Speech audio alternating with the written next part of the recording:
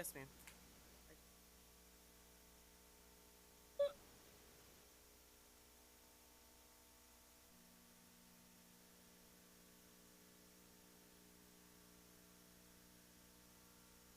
Ibuprofen.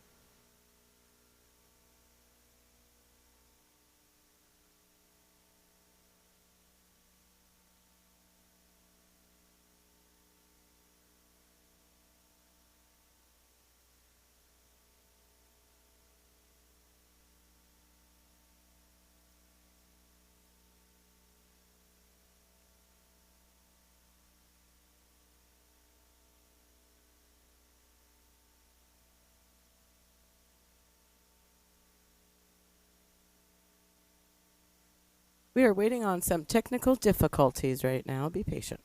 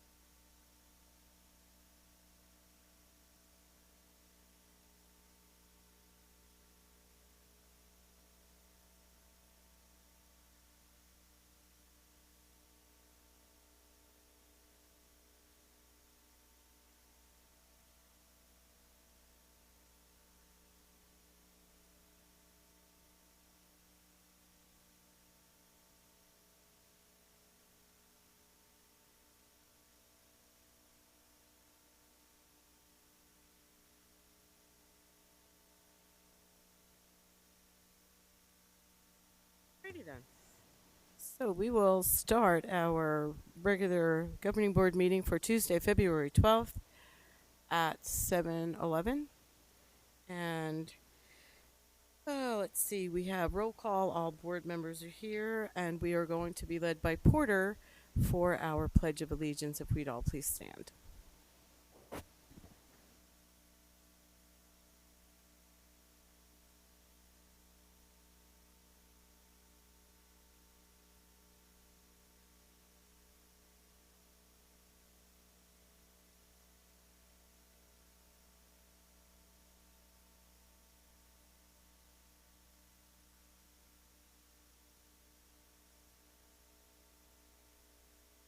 And Porter, I know you're here to get your badge, but I just thought that we would honor what you're doing. What grade are you in? And which school? I couldn't hear you. Well, awesome. Thank you very much.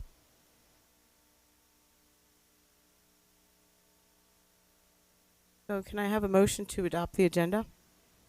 I move that the governing board adopt the agenda by also pulling out 6H, authorization to enter into additional cooperative contract purchases for fiscal year 2018-2019 for separate consideration.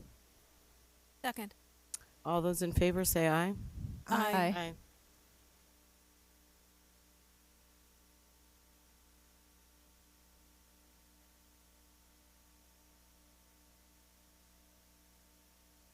Do we all vote?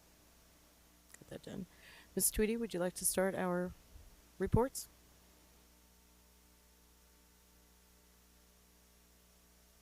This week I did get an opportunity to meet with Representative Carroll and Senator Livingston, and I appreciated that they took the time to meet with me. And Representative Carroll's going to be on the Education Committee, and we discussed a lot of things and trying to find common ground and at least understand each other. And one of the things he brought up, so I was going to request additional information, and if the board could understand the context and what we were discussing, charter schools, and I was discussing my concern about parents choosing schools versus schools choosing students, and how I didn't agree with that. And then Senator Livingston had mentioned that our construction costs are a lot higher than charters, and that I should request a comparison of one of our new builds to a charter new build. And I know that could be, we'd have to find freestanding building, and he was saying because we didn't do open bidding. And I said I thought we had to have a pool, and he said but that was because of the board. So I would just like to know, do we know anything about our construction costs compared to charter construction cost, and what open bidding requirements are required by statute versus what the board sets? If you could just send us some information on that in the next update or a future update. Thank you. Ms. Frank? Well, I attended Anthem Steam Night. Stop laughing, Miss Ordway. Great opportunity to see the community, wonderful staff there, very supportive. And for those of you who have long suspected that I'm hard-headed, medical proof now exists. You are correct. I have the CT scan to prove it. That's it for my board report. I think that you're going to have to explain that, because last board meeting when I couldn't sit because my leg was in an immobilizer from an accident at a school, people thought I just couldn't sit still. So could you explain what happened to you? Well, if you'll first explain what happened to you. All right, moving on. Ms. Reed, did you have a report?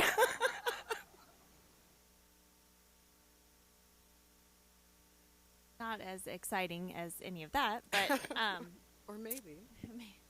I had the opportunity to attend the Educators Rising presentation at Mountain Ridge High School and hear from some of our high school students who have an interest in going into the education field when they graduate, which was amazing. I also attended the Leadership Day at Mountain Shadows, and congratulations to them on being a lighthouse school. That's an amazing accomplishment, and it was exciting to hear from all of the students who were presenting that day and to see all of the leaders that were there. I stopped by the district spelling bee, also attended the ASBA Bolts conference to learn a little bit more about the ins and outs of being a school board member, and then I did go to the luncheon portion of Constitution's in service that they hosted on February 6th.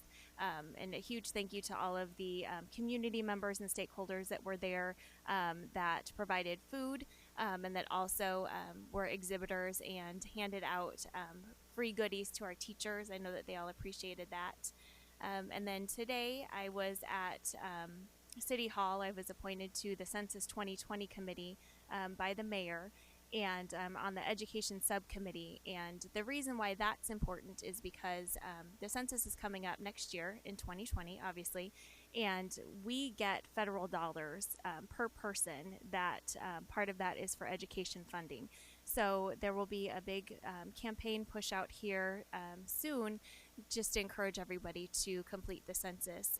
But the figures from that for the city of Phoenix, $533 per person for everybody that lives in the city of Phoenix comes from federal dollars. So what that equates to, City of Phoenix believes that they have about 1.6 million people that live in the city, so that's $866 million annually that the federal government provides to Phoenix residents.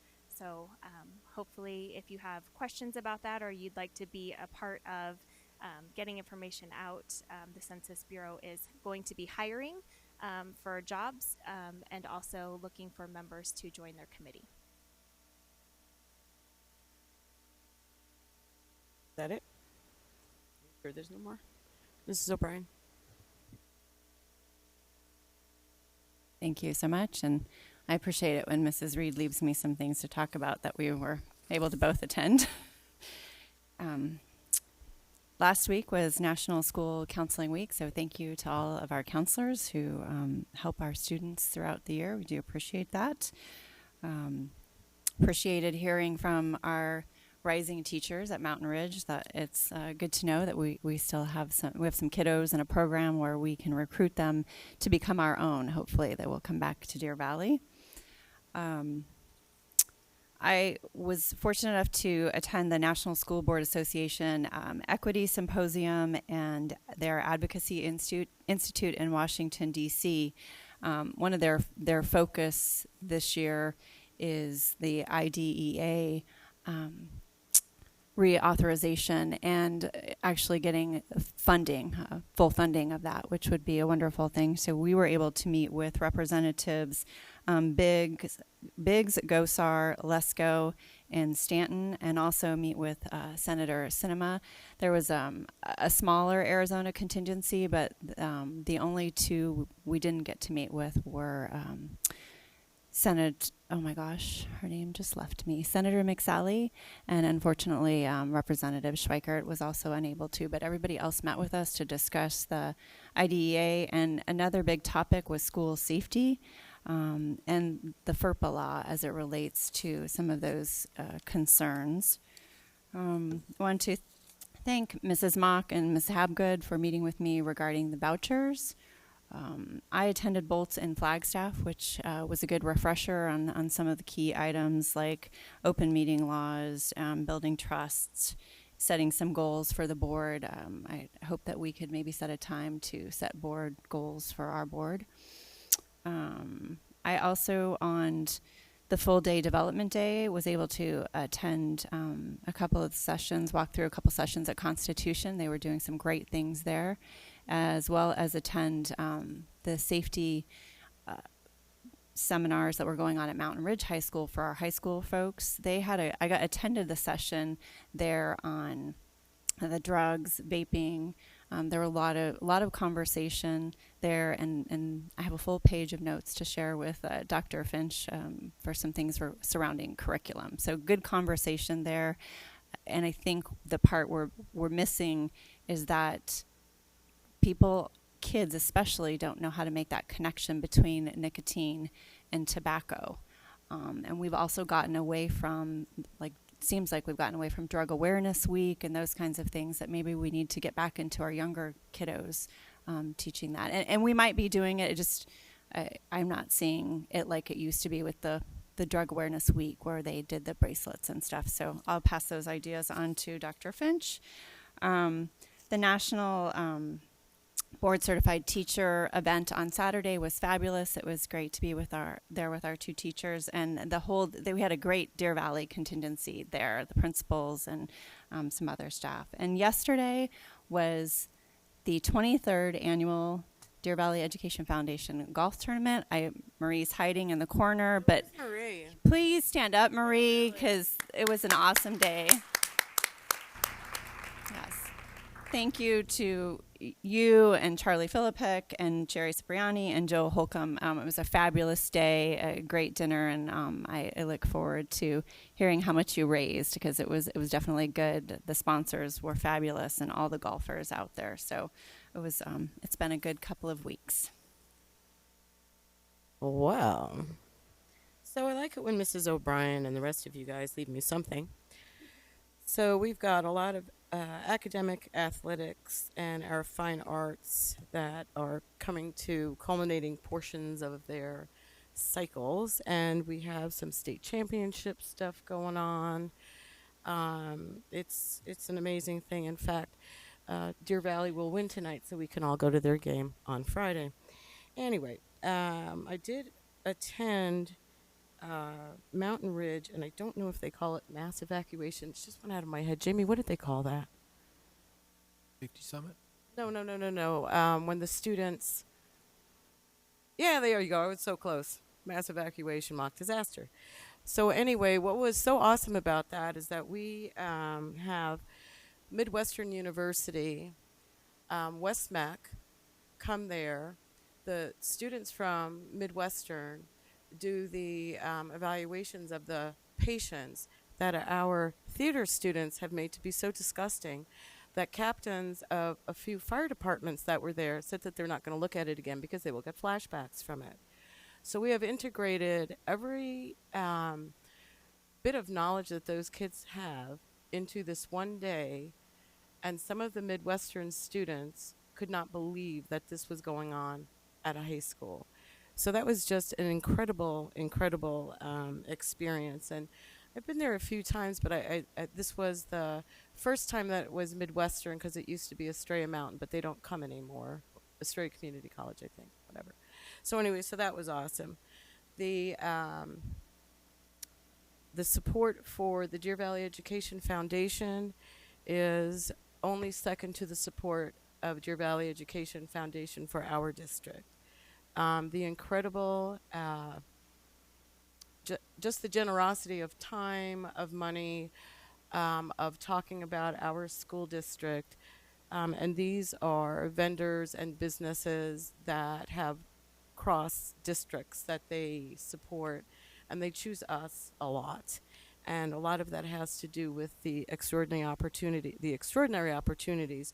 that we try to make sure we have access to all students. So Marie, again, you, Charlie, and the rest of your crew, and I can't, Susan and everybody, just incredible. And you put up with me putting and not playing that great golf, but Ann did win something, whatever.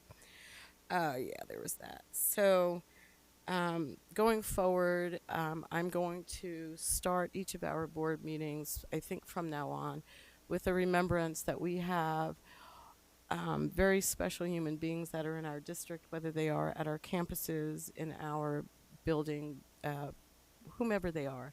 We lost a few in between our last board meeting and this one. So whether it's a physical or a mental or a whatever, I just want to start off saying that we can have a moment of silence and send some positive energy to our district. So with that, I'm done, and I will hand that over to Dr. Finch. All right, thank you. I finished my homework, got the state of the district out. It's published now. It has two purposes. One, to go back and celebrate the path we're on, and then to inform, so everyone knows in the whole system where we're headed. So that's really the whole purpose of it. And I attached an accompanying charter document, kind of a report, a collection of stories and issues that need to be addressed. And so I've been able to hand that to different power brokers in our state and start some conversation around that. And I think it's going well. I think it's doing what it's supposed to be doing. It's creating noise. So I appreciate any time you can forward that or forward people to it to get them talking about it. So that's the first thing I wanted to visit with you with. Second one, the Student Superintendent Advisory Council Summit is February 21 at 9:30. And so that one's around culture, discover, embrace, unite, and you have t-shirts. So you're welcome to come visit. I know Ms. Frank helped us last year with it. It's a great summit. We bring about 350 students from all over the district.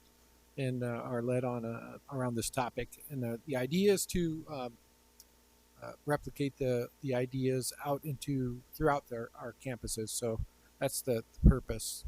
And so we're looking forward to putting that together. It's at Barry Goldwater High School, the 21st to 9:30. And last but not least, I had a chance today to meet with the U.S. Surgeon General at the governor's office with Senator Carter and the departments of everything around this topic of vaping.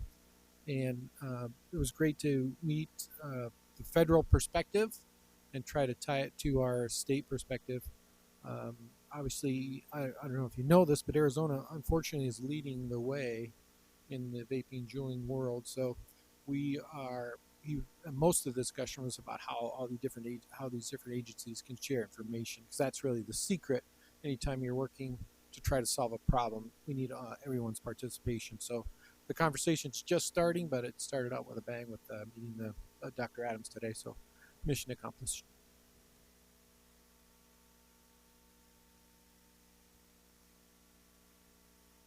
Oh, well, we have a score update from the game.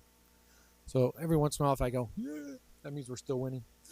We're up 26-9 after the first quarter at Dearborn High School. Awesome. So yeah, so there probably will be a Friday game we can attend at this rate. That's it.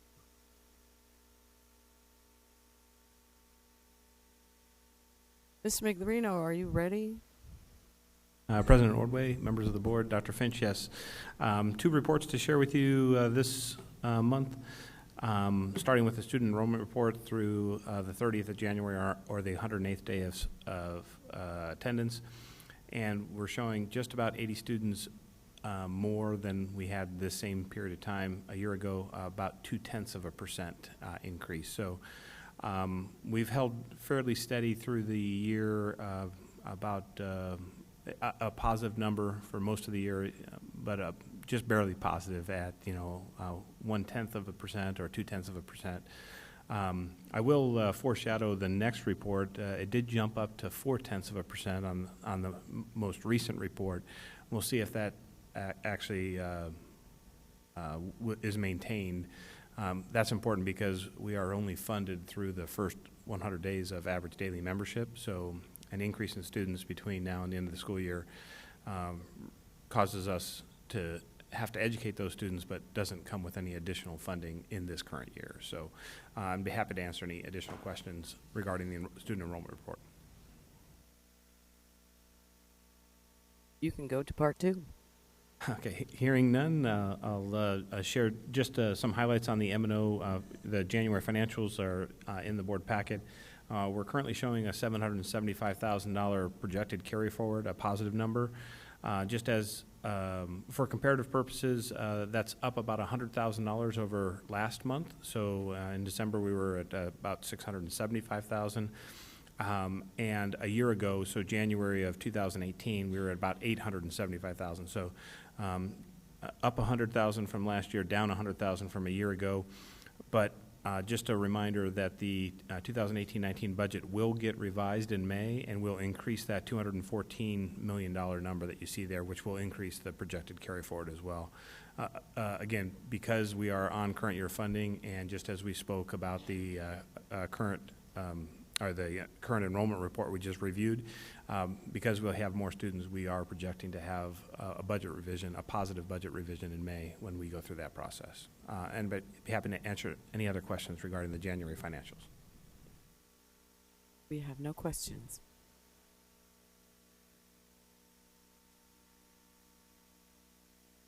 Dr. Galligan. Good evening, President Ordway, members of the board, Dr. Finch, and guests. February has become our annual Career and Technical Education Celebration Month. You'll hear a proclamation later this afternoon or this evening. We celebrate the programs and the CTE teachers. Jamie Fitzpatrick, who you have heard from already today, will be here to talk with us a little bit about the programs, the business partnerships, and the funding sources for our CTE programs.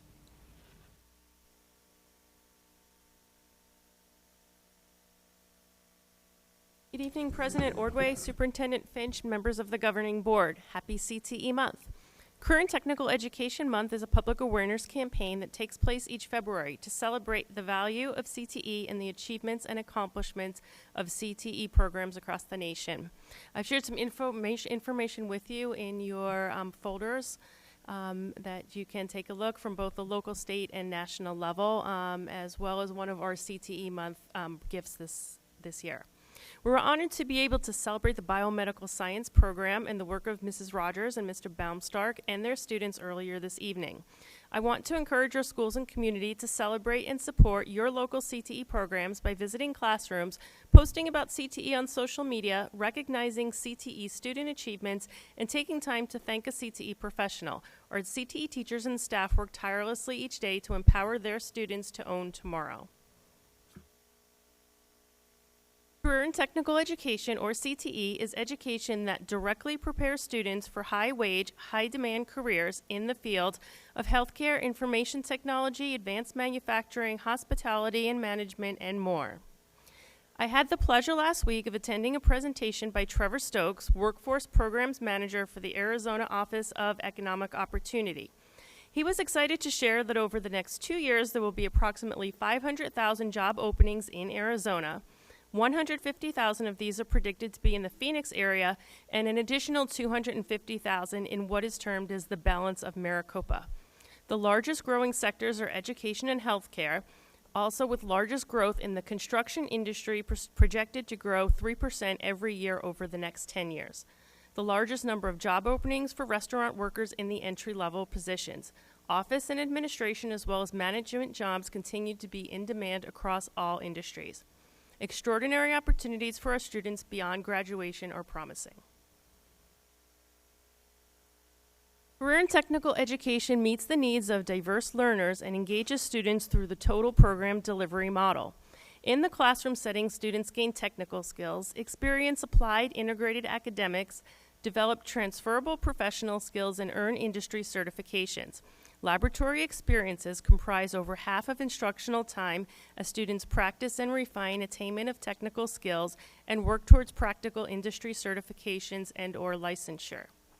Student engagement extends into the community as students participate in career-based experiences or work-based learning. Work-based learning can be internships, operating school-based enterprises, job shadowing, mentorships, and much more. Students apply their knowledge and skills in a professional setting while working to attain post-secondary career goals. Lastly, 100% of students participate in leadership development through career and technical student organizations at the local, state, and national levels. These experiences provide students opportunities for scholarships, leadership, competitive success, and networking with like-minded peers and adults in their chosen career fields. Business and industry partnerships are critical to the success of CTE programs. Listed above are just some of the ways business and industry and post-secondary education engage with our students and teachers to provide authentic work-based learning experiences while developing a viable pipeline of workers for the future. Some of our partners include Abrazo at Arrowhead, the Palazzo, Terra Point, JW Marriott, Resort at Desert Ridge, Weston Kierland, Bright Horizons, ACSS, TGen, Rhino, DVUSD Community Education, the Arizona Biltmore, GCC, GCU, Owens Harley Agency, Valley Child Care, OSR Physical Therapy, and many, many more. CTE is grateful for their support and guidance in continually improving our programs and experiences for students. The information above illustrates 2018-19 program counts by campus and CTE staff, including teachers, campus support personnel, and district level staff. Our 46 teachers come from both industry and education, often teach multiple programs, and are required to keep their technical skill, knowledge, and pedagogy up to date. The CTE department, through CTE funding, ensures professional development opportunities, both education and industry specific, are available to all teachers, as well as externship opportunities. Support staff at both the school and district levels ensure our programs are current with their state-of-the-art industry equipment and facilities, adequate supplies, curriculum and instruction support to ensure success of special population students and a safe environment in all CTE labs. Here you can see just a brief snapshot of some of the CTE highlights from 2018-19. Each month highlights celebration. Each month our CTE snapshots highlight celebrations and upcoming events and are shared with stakeholders through our newsletter. The current school year has provided new opportunities through CTE programs. In alignment with the Computer Science Implementation Plan, Software and App Design coding CTE program is now available at all 5 DVUSD high schools. Flexible delivery options to meet campus needs are fully delineated in the Academic Planning Guide for 2019-20. Barry Goldwater's Avenue 27 school-based enterprise opened in 2018 in October and has afforded students across multiple CTE programs a unique, authentic, work-based learning experience. Dual enrollment opportunities to earn college credit through CTE courses has expanded to include law enforcement, intro to healthcare, education professions, and additional course offerings in media production and software and app design. Industry certification opportunities are now present in all CTE programs, with the exception of one, which is stagecraft, due to a lack of a state-identified credential. Funding sources for certifications include CTED funding through WestMec, CTED grants, the BHHS Legacy Grant, and the Arizona Programs of Study Consortia Grant. WestMec had new offerings this year in dental assisting and hairstyling, and has afforded students additional options in the Northwest campus, which recently opened in Surprise. Over the past year, 10 newly rebuilt CTE online courses across 5 programs have provided yet another flexible option for students to begin their program online and make a seamless transition to the brick and mortar program for year 2 and beyond for program completion. Successful program completion, dual enrollment offerings, industry certifications, and passing scores on technical assessments and work-based opportunities all factor into letter grades for college and career readiness indicators. The 2019-2020 school year will bring implementation of advanced level courses at all schools for software and app design, gifted program partnerships, specifically the Mountain Ridge High School Marketing for the Gifted Learner Program, to meet the needs of each high school campus, and continued offerings and refinement of several capstone courses for juniors and seniors to hone their skills and better prepare for post-secondary opportunities. Flexible program delivery models, such as the law enforcement program, and more offerings through WestMec for students outside of the traditional day. In addition to the above, JROTC programs at Sandra Day O'Connor and Deer Valley High School will earn CTE credits, benefiting our students by meeting the CTE Fine Arts graduation requirement for university-bound students and supporting expenses for our JROT students in their competitions. Additionally, the IB Business Management course will be offered for the first time at Barry Goldwater High School in 1920, affording students more advanced opportunities in the business programs.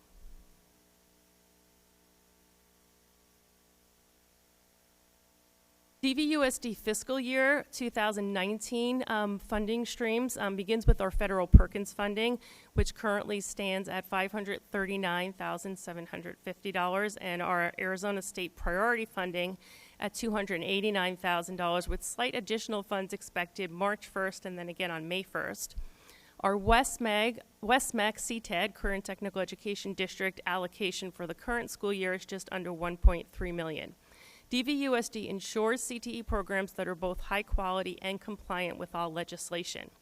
Within the strict guidelines of fund uses, the dedicated CTE funding stream provides for building and maintaining state-of-the-art industry facilities, provides industry standard equipment and supplies, support of current technical student organization activities, professional development, and salaries for classified and select certified employees at the campus level, and all administrative and technical support salaries. Perkins 5 federal legislation, which was just reauthorized in 2018, beginning its transition year in fiscal year 20, commencing with a comprehensive local needs assessment, which will bring greater accountability and direction of funds to bridge equity gaps. CTE advocates continue to work at achieving state and local legislation to improve career and technical education quality and experiences. Desired outcomes from the current state legislative session include possible fourth-year CTED funding and up to $1,000 per student in funds payable to districts for students passing industry certification exams in 5 state designated pathways. Jamie, could you say that last line one more time?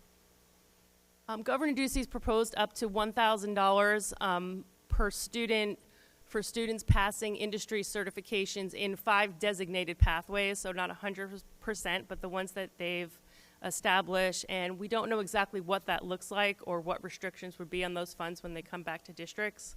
But they did meet on it at the Capitol on Friday.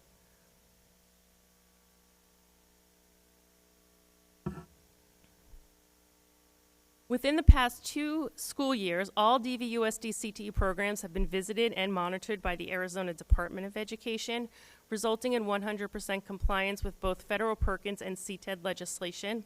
Total quality indicator teams from Westmac visited O'Connor High School this fall with quality scores of over 99%. In addition to the above, individual CTE programs are also accountable to organizations such as the Maricopa County Health Department, the Arizona State Board of Nursing, and Quality First through our community ed preschools. Compliance, safety, and quality are constantly at the forefront of CTE in day-to-day operations. As mentioned earlier, the above slide highlights some of the major tenets of the Perkins 5 federal legislation.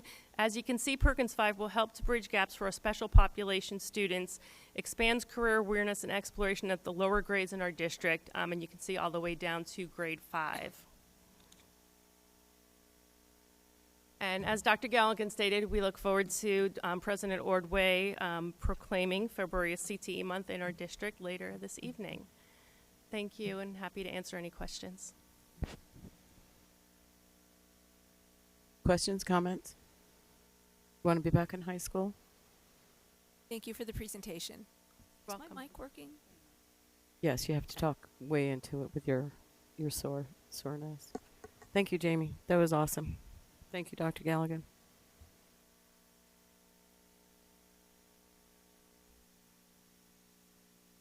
And we will now prepare for public comment. We have one public comment at this time. Chris Busher, you just take a step forward. The board invites public comment on the district's business in general and on any agenda item in specific. Speakers are limited to 3 minutes. To accommodate all speakers within the 30-minute overall limit, the board president may shorten speakers' times. Vulgarity, disruptive conduct, or remarks disrespecting employees by name will not be allowed. The governing board cannot discuss or act on any items not listed on the agenda. Board members may respond to criticism, ask staff to review a matter, or request a future agenda item. Please state your name for the record. Good evening. My name is Chris Bucher. Good evening, President Ordway, members of the board, and Superintendent Finch. I am here to voice just a couple of my opinions on a couple of the agenda items and one in general item for the district. First, regarding agenda item 5A about our schedules, I've asked several of our teachers at my school, Esperanza, and overwhelmingly they would prefer schedule option A. Second, regarding agenda item 5C, I wanted to echo what some other board members have said in prior meetings, that I also don't necessarily feel comfortable having teachers in our district being paid by the Chinese government. And third, regarding agenda item 5D, I just wanted to express some concern about our hiring of a PLC manager and 3 trainers. I appreciate the work that the team has done to get all of these options put out there. It made it easy to review and learn about them. And in reviewing some of the slides, the descriptions for the manager and the trainers, it doesn't seem like those positions are things that teachers on campus aren't capable of doing. I feel like maybe they would have more investment at the school and more insight because they are in the current classrooms that those PLCs are working on. And maybe teachers would feel a little less micromanaged because they're receiving guidance from teachers who are actually on their campus. Maybe there's a way to have those teachers interested in it apply for an addenda. Principals would know who the best candidates are. Maybe there'll be more insight to why those positions need to be full-time positions, and I would look forward to hearing those through the interactions later this evening. And finally, my in general comment, I just wanted to say, because it's a topic that is important to me, and I've heard comments from our President Trump and other state legislatures regarding some curriculum in schools. It's not on the agenda tonight, but I wanted to mention that I hope DVUSD can remain a district open to all religions, and including the growing numbers of people that do not declare any religion. It's very important to me that DVUSD remains completely open to all and will not implement curriculum that favors one religion over another. I appreciate your time and listening to my comments tonight. Thank you.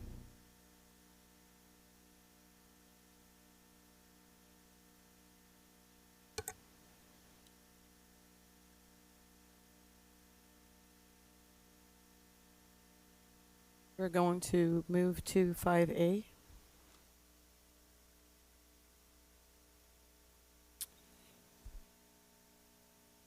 I move that the governing board adopt the Deer Valley Unified School District instructional calendar for 2020/2021 to be option A. Is there a second? Second. Let's have some discussion. Dr. Galligan, would you like to, or Dr. Finch? Well, I think each option has pluses and minuses. We haven't heard too much feedback. My 2 cents on it would be, you know me, I'm a consistency guy. So if we keep going back and forth between a shorter week at Thanksgiving to a longer to shorter to longer, I think it causes more confusion. But that's my 2 cents. The feedback that we got from the surveys indicated they wanted longer, so I think we have options, and I think they're all going to come with consternation. So I don't know if you've got feedback from your constituencies or not, but I haven't heard any in our shop, so pass the ball to you. Well, the only feedback I received was option A, that people were in favor of. I heard from a parent. I heard from, I think, at least one teacher. So, for whatever that's worth. People don't generally give you feedback on the calendar until after you've adopted it. So, there's that. I did have a question, though, about the time for conferences, because I know that changed with the PLC plan, and I think that the information in the last board update, please correct me if I'm wrong, is that we're 140 minutes short next year in the proposed calendar for what teachers have had prior. Am I correct about that? Does Dr. Nagala, do you know that number? I'm trying to figure that number out. It is short, I know. President Ordway, Mrs. Frank, I'll have that number for you in a moment. It was put in the update, but I'll pull it right now. Yeah. Across 2 days, that would be correct. So then, assuming 15-minute conferences, that's a shortage of 9 conferences, and it really impacts the elementary teachers more than it would the high school or middle school teachers, because my recollection as a parent is that was typically they did one evening, you showed up, you signed up, middle school was packed, high schools were a ghost town, you could see whoever you wanted. But it does create additional 140 additional minutes that teachers would be expected to work unless we're shortening elementary conferences. And at 9 conferences with a class of 27, 28, 30, you're looking at a third of the class. So I know this is something I've emailed you about over the past couple of months and asked about. So that is a concern for me. I couldn't vote to approve any calendar until that was rectified or something was done about that. The alternative They'd would have be to to abstain. to work another day. So that's why we just ran out of the math. So that anytime you expand the calendar, then you're fighting the next day. So you try to stay out of the next day, so you don't add more days to the calendar. So that's the reason why. But you do understand my concern that we're Totally not understand giving it. elementary Correct. teachers that time. Sure. And those are typically all of the parents, depending on the school you're at and the class, but the vast majority of the parents do want conferences in Totally those agree. elementary years, and it is crucial. So Right. I'm concerned that we're adding to those teachers' workload. It's not equitable, but we're not compensating. We're not compensating There's them no for that. magic to that number. It did negotiate, I'm assuming, 50 years ago. I don't know when it started. So it's the new norm. And so that's the number we're going off of. So, yes. Okay, but I don't agree with the new norm that reduces the amount of time I don't the disagree with you. have I to don't disagree. take that out of their personal time. So that's a concern. So I'm Mrs. just O'Brien? voicing Yeah. that opinion. Mrs. O'Brien? Good I- opinion. I So agree. it's 140 minutes less. That's the difference for the K-8 teachers. Dr. Galligan, I apologize. There are a couple of numbers getting thrown around. President Ordway, Ms. O'Brien, to expand to Wednesday and have 90-minute releases on Wednesday, Thursday, and Friday would indeed still be a 140-minute decrease in the amount of time that was typically on a half day for 2 days. Okay. Thank you. We exchanged 3 release days for 2.5 days. So again, it's back to math.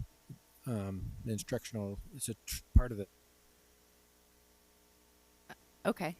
Thank you for that clarification. And then I just wanted to say that in approving,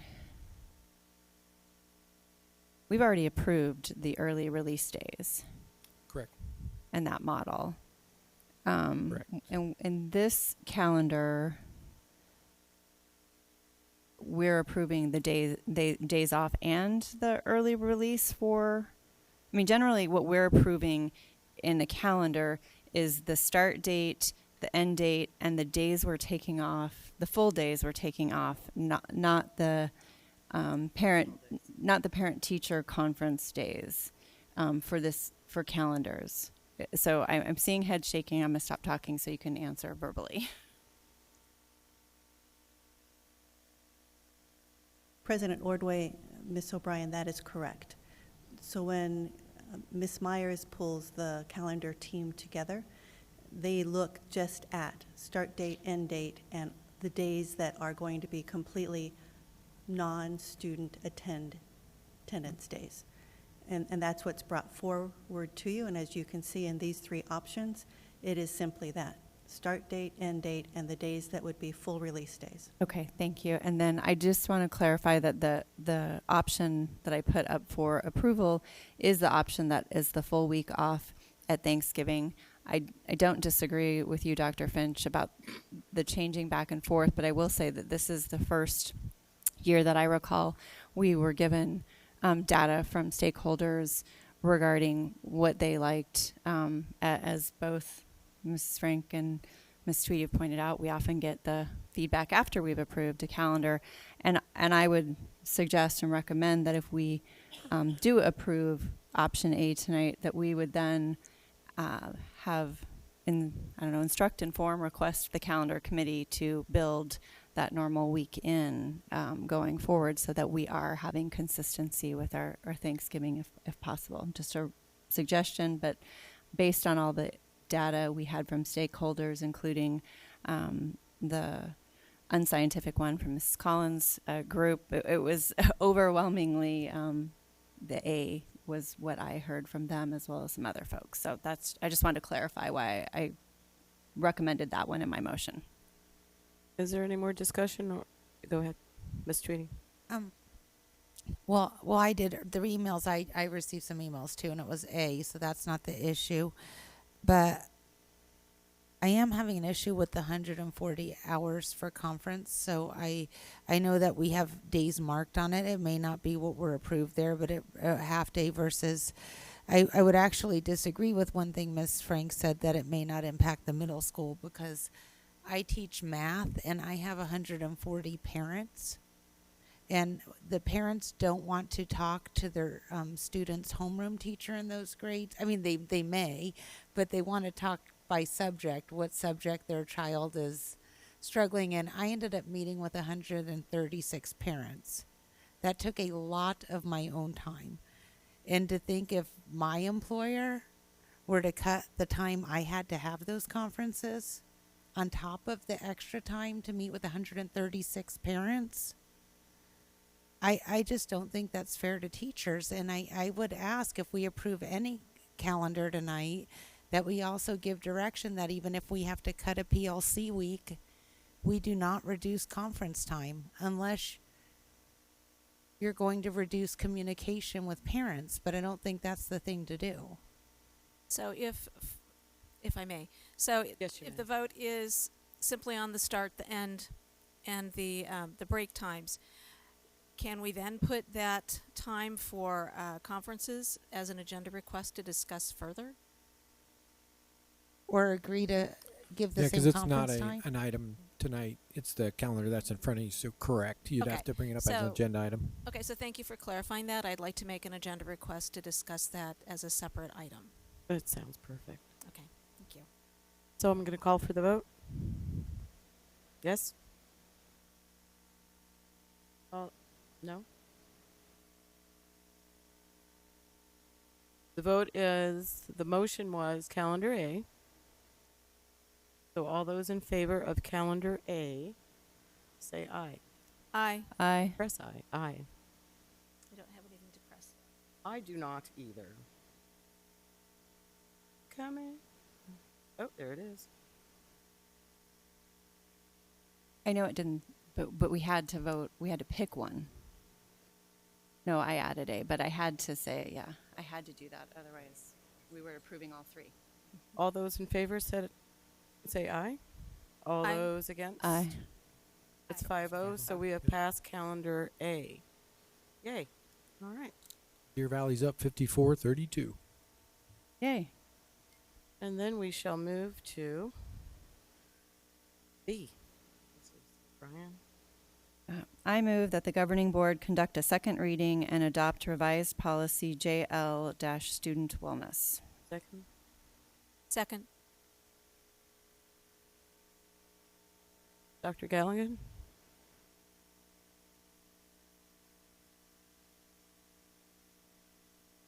Good evening, President Ordway, fellow members of the governing board, Dr. Finch. This evening I have the pleasure of coming before you for the second reading of Policy JL and to present to you the recommended language. As you are aware, state law now states that schools should be providing the second recess for students in grades K-3, and this will also be expanded to grades 4th and 5th next school year. Although the law does state that a second recess be provided, it does leave it up to the district and the schools to decide the amount of minutes that the recess should be. ALS manager Jen Miner was charged with leading a group of principals to explore policy language in other districts related to Policy JL and to come up with a recommended number of minutes for the second recess for next year. We want to reduce the amount of variation that currently exists with respect to the second recess and make sure that we're all on the same page going forward. The group met several times and looked at policy language from several districts such as Paradise Valley, Chandler, and Kyrene. The group looked at other peer districts as well, such as Scottsdale. However, some of these districts have not yet updated their language for Policy JL. After reviewing the policy from the other districts and having voiced their own input from their perspectives, the group recommended the following changes and cabinet agrees. That we accept the ASBA language updates along with additional language which allows the schools to provide only one recess on the shortened days. We believe that there is leeway for this within the law, as it states that kindergarten that is only half day can only have or may only have one recess if they choose to do so. From this, we interpret that we can reduce the number from 2 to 1 on these shortened days in our district next year. I checked with several other schools and other districts and inquired about their actual implementation of this to see if they are doing something similar, and they are. The principals in the other schools from the other districts reported that they do indeed reduce their recesses to 1 when they have shortened days. So with this, administration recommends, as I noted before, that we accept the ASBA language along with the recommended change that we provided in the update to you. Questions? Ms. Frank? So, was the legal review done of our change to the recommended ASBA policy? No. Something that could be an issue, because I know in the past when we've changed the wording of what ASBA recommended, we did do some legal review on certain policies. So, just curious. Yeah, we didn't. Oh, we could though, if you want us to. This is a non-emergency to pass this tonight, so we could, if you want to have someone review it, we can. Well, I don't know that it's critical. Well, I think just was when we curious. went to the other districts, we were seeing the same theme, so that's why we Yeah. probably didn't do it. So How closely does this match those that have already been put into play?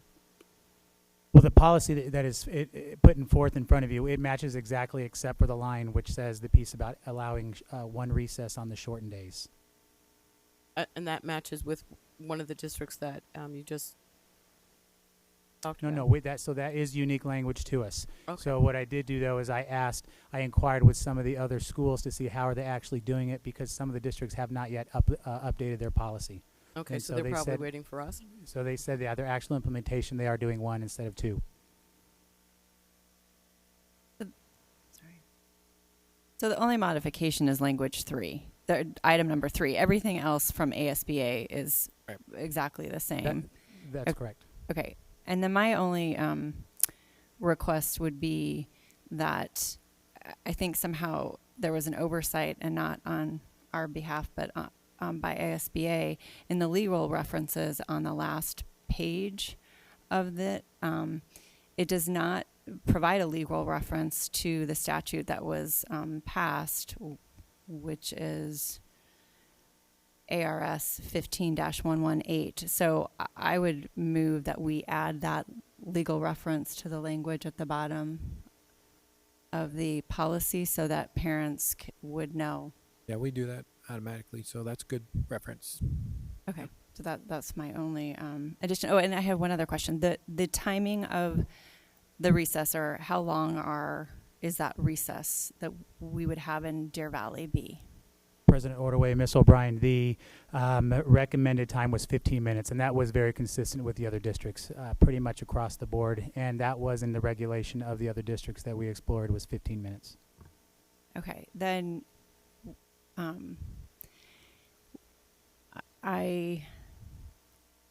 what would prevent a principal from deciding it not be 15 minutes? Will there be an AMG route? Board policy. Okay, but our policy as written, unless I missed something, Oh, the designation of time. does Yeah. not designate the time. Yeah, That's That'd be correct. an AMG then. So do we want to add it to policy, or would you like to have an AMG? Or regulation. AMG allows it to shrink and grow based on conditions. You're still going until the statute changes. That's what I'd recommend.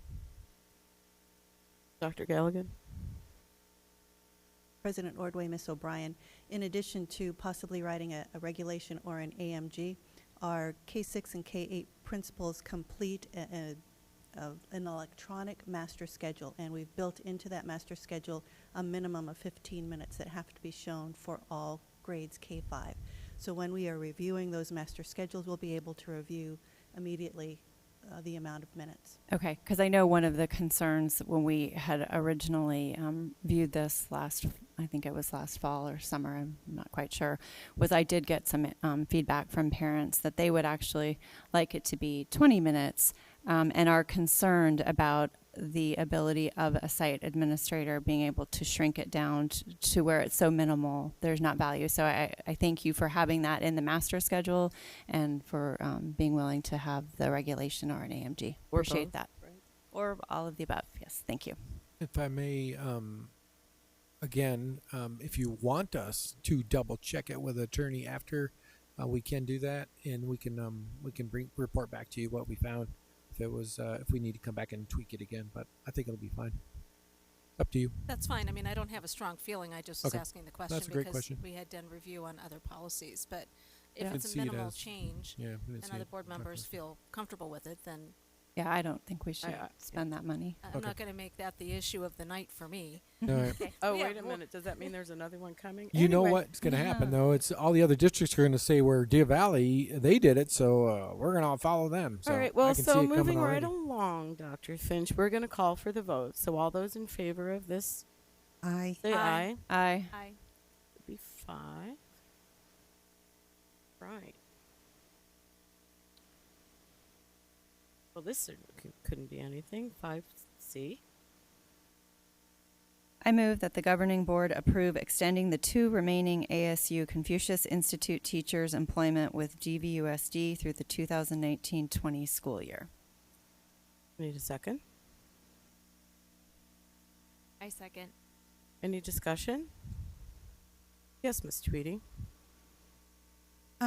I'll be brief because we beat this one to death, but I've got a few things. I just want to say for the first, I did request if anyone had any information that would contradict what the FBI or the Pentagon had said about the program to provide it, and no one did provide me anything. So the other thing I would just like to put out there, I'm slightly upset that this is back on the agenda, so I'm just going to get this off my chest. There have been people that have said, some board members, which that's code for Jenny and I, don't work with others or they're unreasonable. And when this came to the agenda last year, I was extremely uncomfortable with this program. I have provided you guys with a lot of information. I didn't just come up with a conspiracy theory.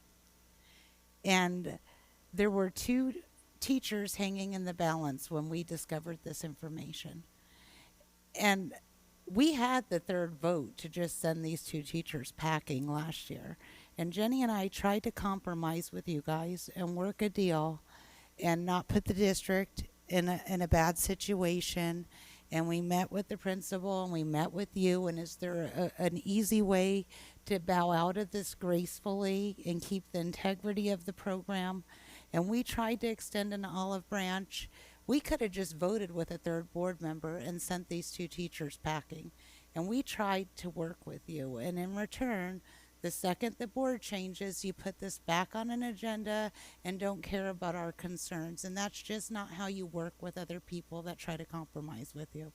You can say you're trying to work with and make reasonable compromises, but actions speak louder than words. And I think the actions here tonight speak loudly. It just was completely disrespectful of what Jenny and I tried to do to reach a compromise. Then the final thing, and the board does not have to back me on this, but if you're going to outvote Jenny and I on this, that's fine. But I don't think you have a right to make a decision for parents to have their kids in this program without informing the parents. So I think you should inform the parents about the controversy of hiring teachers through Hanbon and provide them with the information that the FBI has issued and the Pentagon has issued and let them opt in or out. You don't have that right to make that decision because you don't think it's a problem for parents. So I would request you provide our parents with that information if this is the route you're going to go. And I'll just end my comments there.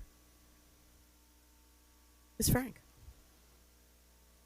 I would just echo much of what Ms. Tweedy said. I spent a lot of time the beginning of my term last year as board president really agonizing over the entire situation and trying to do what was going to be best for the program overall, what was going to keep us legally compliant, as well as honoring the promises that were made to the teachers in question. And as Ms. Tweedy pointed out, there was a 3rd board member who would have been happy to have just voted completely differently. And so I felt very disrespected when I saw this come back on the agenda. And that's all I'm going to say. May I chime in here? Dr. Finch, you can chime in before the rest of us do. Go ahead. I'll just, it wasn't an option last year, so this is brand new. That came from them to us, so that it's brand new. It's the first time that we entertained it as well. So couple things. It is, we've had these teachers for 2 years. They have shown exemplary service. We actually asked the principals their thoughts, and they gave us that feedback as well.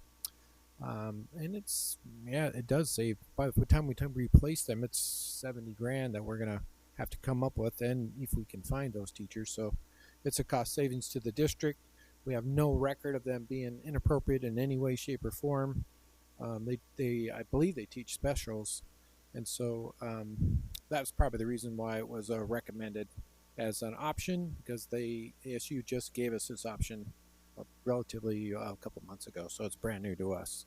And that's why we gave it back to you. Because if you want to extend it, you can. If not, that's fine too. So, but it saves about the district about $70,000 if we have to go and replace them. So something to think about there too. Dr. Galligan, if you know this, and if not, maybe I thought I saw hope. What exactly does the curriculum for the specials that these teachers are teaching encompass? President Ordway, these are specialist teachers, so they work off of curriculum that we've developed on can-do statements. And this particular year's theme is at the restaurant. So they have kids that come through with them, not every day. It's just like our typical schedule wheel, specials wheel. So all of the content this year is based on these can-do statements that are, I can tell what I want to eat and drink. I can understand and answer how much does that cost. I can say what I have and what you have. Those types of statements are built in what children are receiving in specials. So every year we have a different theme that children learn Mandarin through being able to converse in statements, Mandarin statements for conversing with other Mandarin speakers. Okay.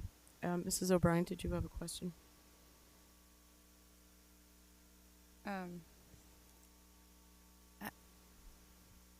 I respect both of your positions, and last year we were given certain information, and each board member made a decision based on that information. This was new information. This is not something that board members sought out. My understanding is that ASU brought this to us as an option, so it would be new information, and it would be inappropriate to not bring this information before the board when there is a savings of money. We have trouble finding teachers in general. We talk about that as a national crisis, a state crisis, and a district crisis. So I think that it is disappointing that this is being presented as other board members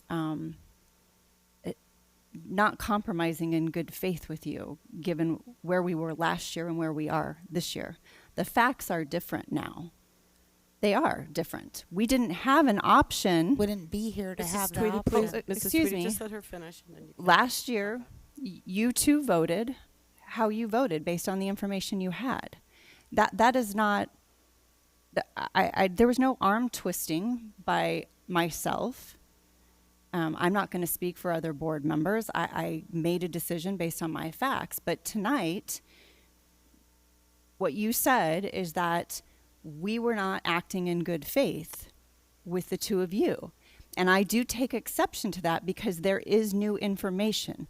ASU extended the offer for them to continue for one more year. That information last year was that they only had one more year.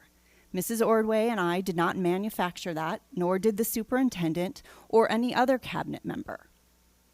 So you are certainly entitled to your feelings, but I strongly disagree with that.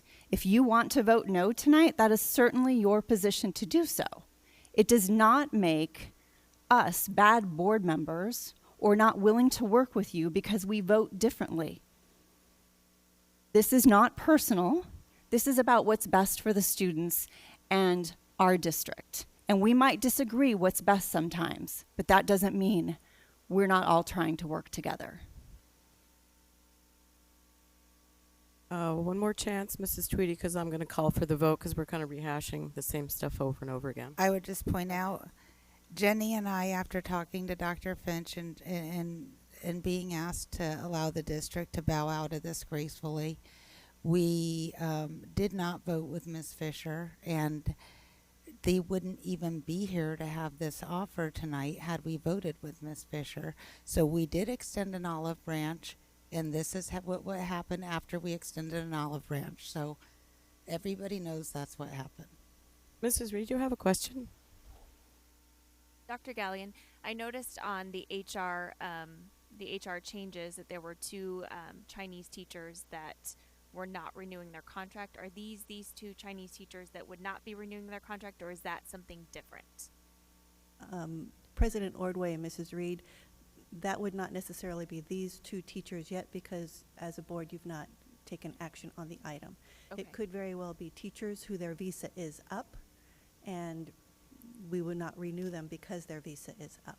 Okay, so potentially we're looking to replace those two teachers that are not that their visa is up, they're not renewing their contract, and then we would need to find two other teachers for this program as well. So looking at 4 Mandarin teachers for next school year. President Ordway, Ms. Reed, minimally 4, yes. Okay, and do we have anything in the pipeline that would allow us to, I mean, do we have teachers that we're looking at or that the district has been in contact with so that we know that we have teachers for our students next year? President Ordway, Ms. Reed, we are always networking to identify teachers, so we are indeed in the search for Mandarin teachers. Have we identified teachers that we could offer a contract for yet? I don't believe so, but I would follow that up with an update for you. Thank you. Okay, so I'm going to call for the vote, and I will vote first, and I'm going to explain my vote. I've been on the board for a few years, and my votes do not vote for or against other board members. My votes end in a sentence with, is this the best for kids, with the information that I've been given. So sometimes I vote with people, sometimes I vote against them. That's not really how it works. Sometimes I vote for an issue and sometimes I vote against it. So I'm going to vote yes. We'll call for the vote. All those in favor? Aye. Aye. All those against, say nay. Nay. Nay. And then I would also like to explain my vote. So this isn't anything to do with an individual. It has to do with accepting funding for these teachers from the Chinese government, which doesn't align with our country's values of freedom of religion or freedom of speech. And That actually is an assumption and an opinion, because we really don't get to speak for what aligns, because if it didn't align, it wouldn't be allowed to begin with. We don't allow things that don't align with our laws and our beliefs. okay, I'm just voting no. Yeah, I have was gonna nothing say, else to I think- I'm I think we're pretty done on this subject. We'll move on. Sheila, do we have all that voting recorded? Thank you. Moving on to our next favorite topic. B. Ooh, go ahead. Okay.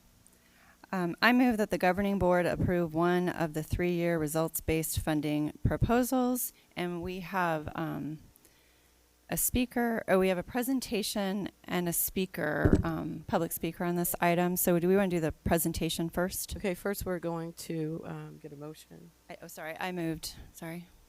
We need a second. A second. And we are now going to open it for discussion. We do. Presentation. Dr. Finch, Dr. Galligan, whoever's taking it away, take it away. President Ordway, members of the board, Dr. Finch, and guests, this evening we have a follow-up presentation regarding results-based funding and statute requirements, the 3 proposals that you received last board meeting. And in addition, 2 of our amazing principals will share their work to improve student growth and improve achievement at their schools. Per statute, results-based funds must be allocated to enhance, expand, or replicate school sites that generated the results-based funding, and must not supplant monies budgeted or received from any other source that are generally provided to the school.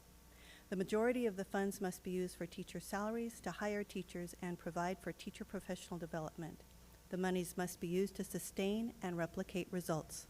As a reminder, the difference that you see up here between Proposal 1 and Proposal 2 is that Proposal 1 uses 2 years of funding in year 1 and then the 1-year projected allotment thereafter. Proposal 2 uses 1 year of results-based funding each year. In the middle column, you can see the components that are made up for Proposals 1 and 2. Proposal 3 increases the number of teaching interventionists in high school to meet Tier 3 student intervention needs in reading and mathematics. Regardless of the proposal, each one meets the requirements of the statute. As a note, the majority of our neighboring districts are using their results-based funds, if they received any, on professional development, staff returning early, and intervention specialists. I will go back here also, and if you note in the far left column, 85% of the funds in Proposal 1 go directly to staff salaries or hiring classroom teachers, with 15% for professional development. Proposal number 2 has 80% of the funds going directly to staff salaries or hiring classroom teachers, with 20% budgeted for professional development. Proposal 3 has 80% of the funds directly to staff salaries or hiring classroom teachers, and 20% for classroom professional development. As mentioned before, results-based funds must be used to replicate success from schools who receive the funds. 2 of our principals are here to share how they have moved their schools through teacher collaboration and the use of support educators in the process. Melissa Wyman is the proud principal of Village Meadows Elementary and one of our schools that generated results-based funding this past school year.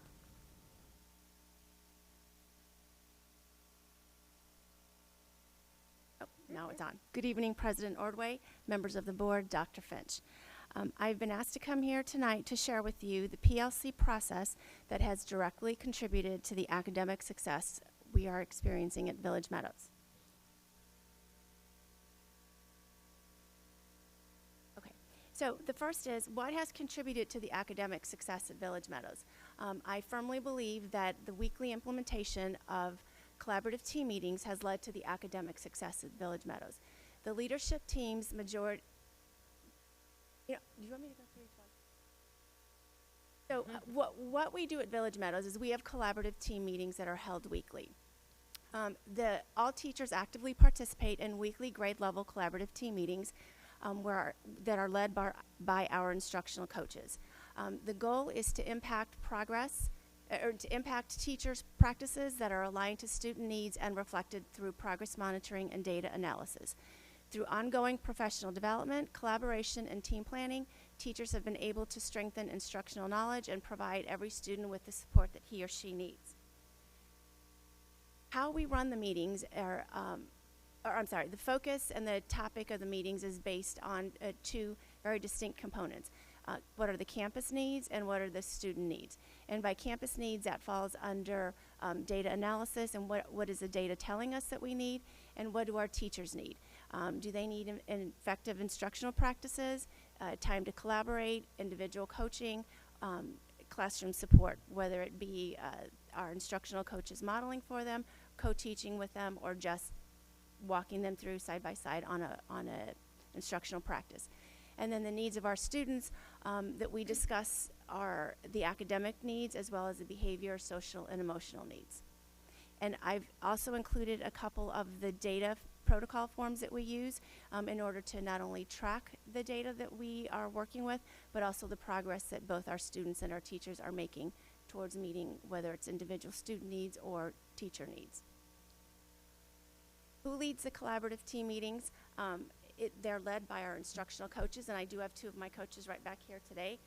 Deanna Tucker, who is our K2 instructional coach, and Jennifer Thornton, who is our third through 6th grade instructional coach. I, as well as my TOA, also attend and co-facilitate the meetings, but the instructional coaches do lead those.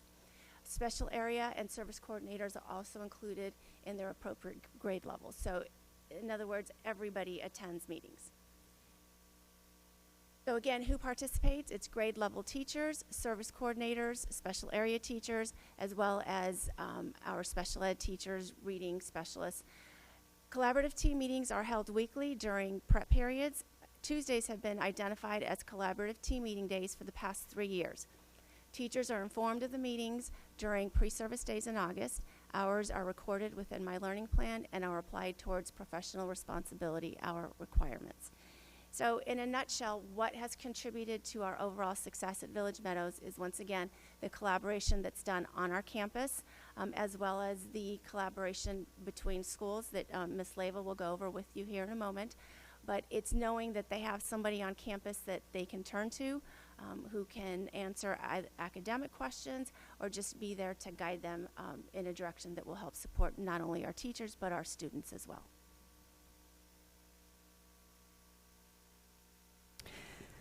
Cheyenne Leva, also proud principal of Constitution Elementary, is here to share some information.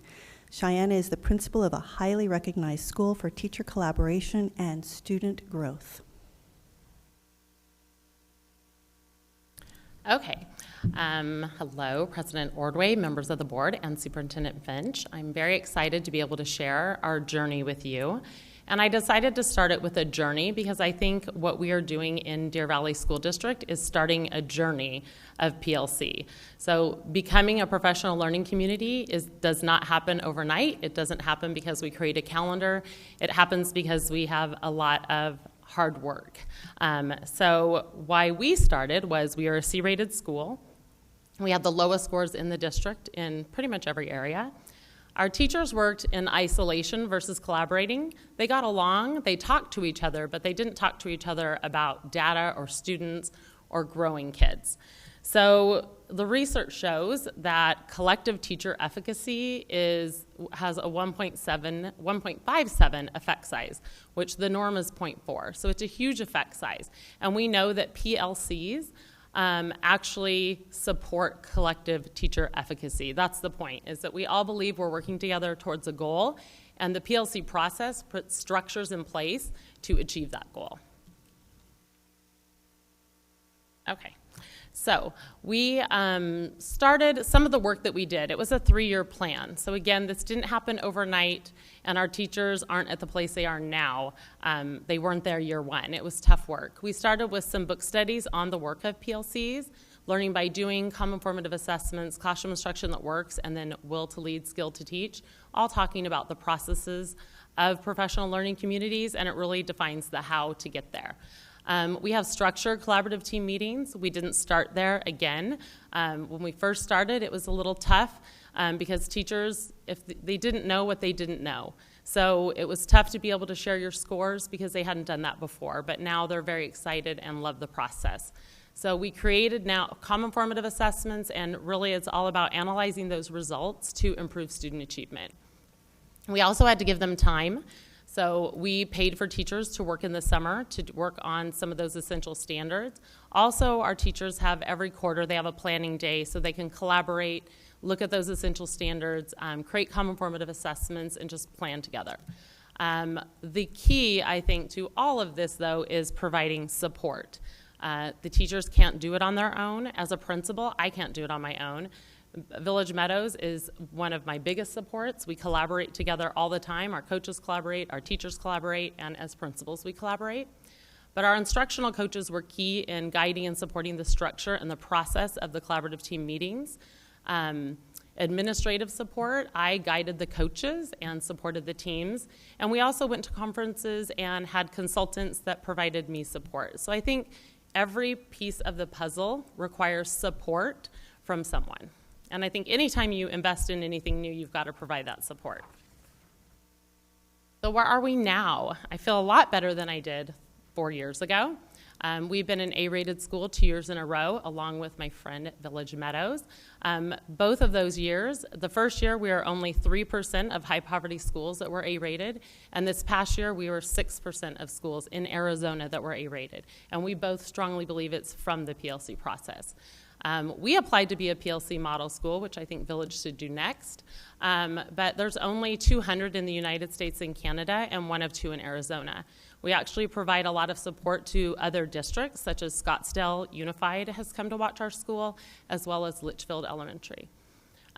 We also have seen a minimum of 16% increase in every area of academics.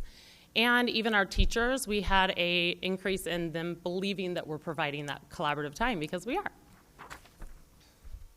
Really leaning to that collective teacher efficacy, I believe our students understand that our teachers believe that they can achieve now, which is super exciting. Our teachers are now models for others within the district. They've modeled for other principals, and they've modeled for Sonoran Foothills has come to visit us. Park Meadows has come to visit us. Esperanza. We've had lots of schools come visit us to learn about the PLC process. I think one of the most exciting thing is that a lot of our teams are now, after 3 years, able to lead their own collaborative teams. We have started multi-school collaborative teams. We started 3 years ago with, I think, Village Meadows and us were the first two. Year 2, we had about 7 schools, and this year we have 14 schools participating, 27 teachers. They're led this year by administration, and that took 24 days from administration of the school, so that's why I feel like we really need to provide some more support to expand this because our teachers love it.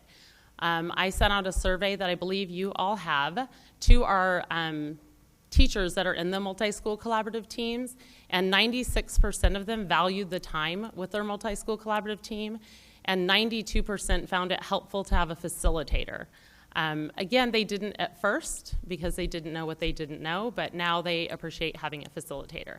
I actually put the comments in my presentation, but then I thought, you know what, you probably actually want to hear from teachers. So instead, we asked people today, last minute, if you could stop by and just say how you feel about multi-school collaborative teams. I made sure I didn't pick anyone from my school because these are 2 teachers new to the process this year, so you could hear from real teachers. So come on up. You can trade me spots. Good evening, President Ordway, Superintendent Finch, and members of the board. My name is Samantha DeVrent. I'm a 6th grade math teacher at Canyon Springs STEM Academy in Anthem. This is my 4th year teaching at Canyon Springs. Canyon Springs actually really tries to exemplify the PLC process. We meet with our vertical teams. We meet with our grade level teams quite frequently. This is my first year being part of Cheyenna's multi-school collaborative team. I'm reading that first comment up there because I actually wrote that one. So this is so easy because I had no notes. So that first comment about what do I find so valuable about the collaborative team with Cheyenne and the other members, I think all of it is amazing. I find every time that I meet with them to be very valuable. As the only 6th grade math teacher at Canyon Springs, there isn't a lot of time to collaborate with people that teach the same content area as me. So this way I'm able to meet with teachers that I've never met before. We're able to plan. There's a specific protocol that we follow. So as far as having a facilitator, I find that to be incredibly beneficial. I wouldn't have known what I was walking into without Cheyenne there to kind of guide what we were working on. I read an article today about how teachers can be some of the worst students, and I think that if we didn't have somebody there to sort of guide us, we would get quite off task regularly. So with Cheyenne's support, I feel like all of our time is well spent, and I've been able to bring back a lot of what we've done at Constitution to Canyon Springs, as well as the Boulder Creek region in general.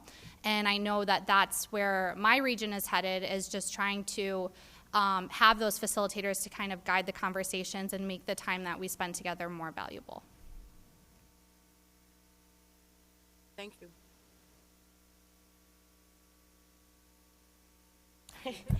Oops, hi. Sorry, jumping in at the last minute. I was actually here on unrelated business. We have some funding we were checking for my school. But hi, I'm Erica Lloyd. I'm 6th grade teacher at Sunrise, and I'm also part of the multi-school collaboration team with Cheyenne.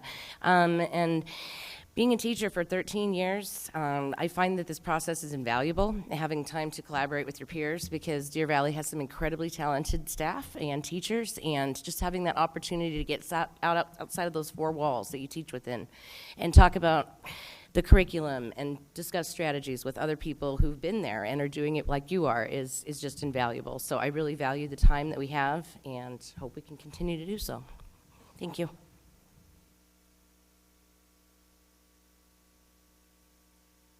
Thank you, President Ordway, Superintendent Finch, and members of the board. My name is Brittany Hines. I'm a 2nd-year 4th grade teacher at Sunrise. I'm not part of their collaborative group, but I am part of another one, Lisa Squire, and some other schools, and it has been one of the most invaluable experiences I have had as a newer teacher. I am able to bring my ideas and my experiences to these experienced teachers, and it is my opinions and what I do in the classroom is valued and respected, and we're able to learn from one another and share these ideas. Due to the fact that that we are teachers of the same region, we have students with similar struggles and similar hardships, and we understand how these impact our students and their learning. With that being said, we hold each other accountable to make sure those students are successful. Since we have those similar hardships, we don't let each other use those as an excuse, because we know that all of these students can be successful in the classroom, and that we can drive their success and drive their scores using the standards that we review in these region-based PLCs. It has just been amazing to get to know all these people and get to learn from them. Like I said, it's only my second year teaching fourth grade. It's a lot covering all subjects, so be able to learn from people who have been doing it 20 years, it just helps me to feel more confident in what I am doing. None of this would have been possible without my amazing principal, Karen Dial, that she lets us go. We get the day off to go, and we get a sub, which it's so hard to get subs. So she provides that opportunity for us, and Lisa Squire facilitates those PLCs for us, and she gives us the control of what it is we want to cover, and she just helps guide that without taking away from our experience of it. So it's just been really amazing that we have had that opportunity, and to see what we've been able to accomplish with our students once we take all of that back to the classroom. Thank you. Thank you.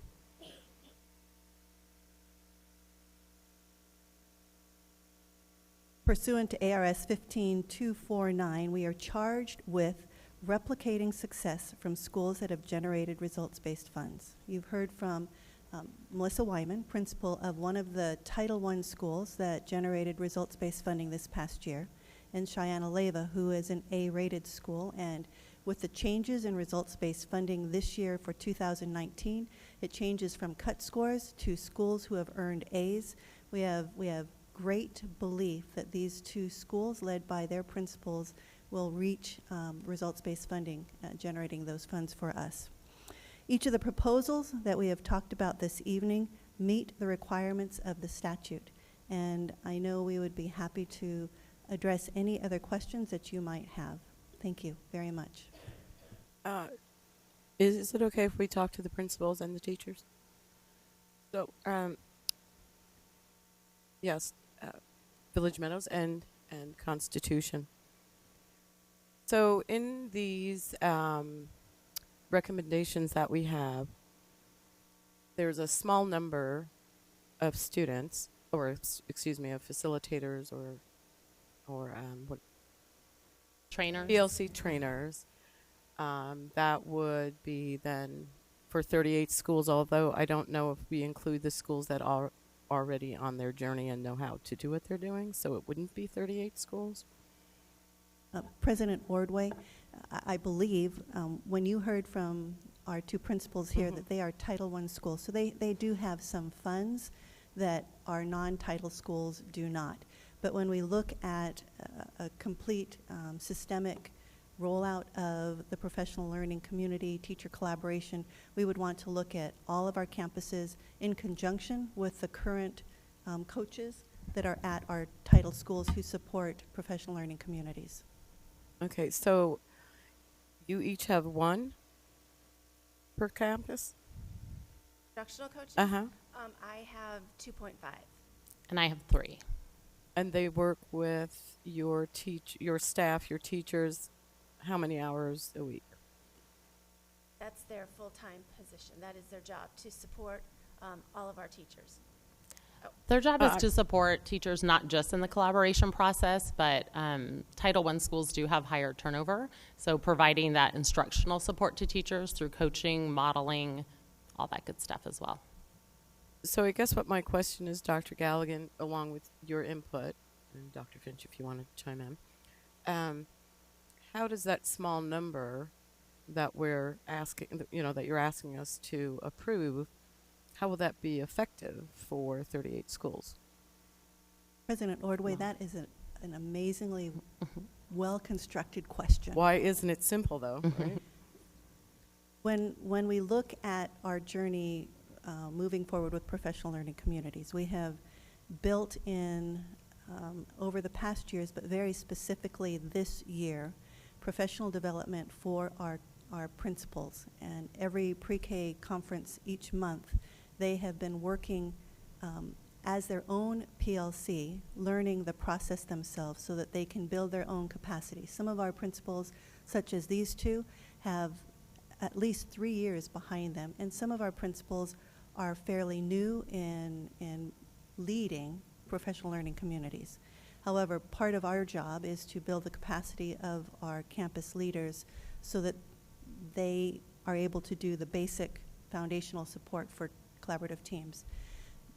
When we originally discussed results-based funding, the departments that came together just to say what are these schools doing and how can we replicate them, and one of them was trainers, and we had built in initially 7 trainers, 1 for each region and additional for our 5 high schools. It's a much more complex task to implement professional learning communities at our high schools. However, when we looked at schools and how we could replicate certain things, we identified that need for high school interventionists for Tier 3 instruction. So we reduced the number for our PLC trainers. So when you ask specifically how can we spread that across 38 campuses, we cannot. But what we can do is similar to what Cheyenne and the teams that she's pulled together, which are cross-grade teams.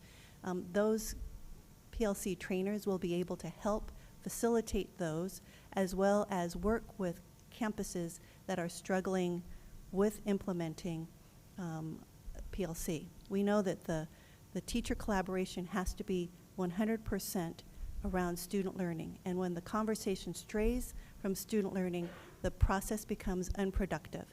So part of also what those trainers will do is to help our campus administrators make sure that the focus of that 90-minute early release remains always on student learning and doesn't stray to other types of topics that could be better addressed in other types of meetings. So in conjunction with our campus leaders, the district leadership who is helping train our principals, and those PLC trainers, we believe will be able to take the next step forward. Again, we always look at data. So our campuses that are rolling along beautifully, we're going to learn from them, but our campuses that are not, they're going to require additional support that we don't have at this moment. Yes, Ms. Reed. I've gotten quite a bit of feedback, and I've had to ask for quite a bit of feedback from teachers that I know because I wasn't getting any. It is on. Yeah. I wasn't getting any feedback right away. But one thing that I've heard over and over, and a question that's been asked is, why are we pulling teachers out of the classroom to be PLC coaches? Can't the duties or responsibilities for the PLC coaches and the PLC manager be done by classroom teachers on an addenda? So if you wouldn't mind explaining a little bit more so we can all be on the same page, because I want to make sure that if we're going to approve PLC coaches, that they will be effective, that they aren't going to be things that a classroom teacher can do. And also, sorry, to follow up with that, what is the accountability going to be for the PLC coaches to ensure that they're doing what they say they're going to do? President Ordway, Ms. Reed, when we think about the job responsibilities of a classroom teacher, their job is to teach and ensure students learn. In addition, they communicate with parents, they participate in school activities, and their time is, let's say, 8:45 to 3:30. That's their job responsibility. To receive an addenda is for work that's outside of the work day. So that would have to occur either before, let's say, 8:45 or after 3:30. When we look at the time that we're giving to early release days next year, that is within the work day because we're releasing early. In addition, what Cheyenne and Melissa do is they provide release time, which means teachers are pulled from their classroom to lead and be part of collaborative teams. To participate in a collaborative team is one thing. To prepare the data and the documents and the information based on student data takes time, and that time has to be outside of when a teacher is instructing children. So when we look at can a classroom teacher do it, if they have the appropriate background, I'm sure they could, but it would pull them from the classroom and it would detract or it would pull them away from their primary duty, which is teaching children. And when we talk about addenda, again, addenda is supposed to be for job responsibilities that are outside of the normal job day. So I would just say that to pull teachers from teaching children to facilitate cross-team, collaborative teams like some of our teachers just talked about, or to prep and get ready for the collaborative team that's going to happen on an early release day is counterproductive to what we are actually doing professional learning communities and teacher collaboration for, and that is for student learning. And you asked about accountability. Correct, yes. So we've identified specific measures for results-based funding overall, and those measures can be found in the strategic plan in Priority Area 1, Student Achievement.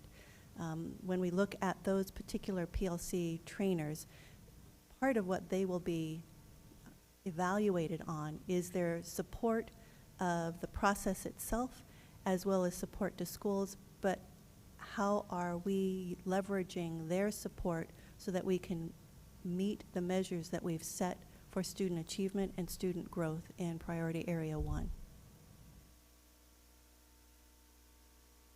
Ms. Tweedy? You said if the teacher had the appropriate background. I'm a little bit curious what an appropriate background would be for this position, because just tonight on our employee travel, we're spending over $8,000 just sending one school to PLC training, and we've done that numerous times if I pulled all the travel vouchers. So they're coming back without the appropriate training from all these trips and still need coaches?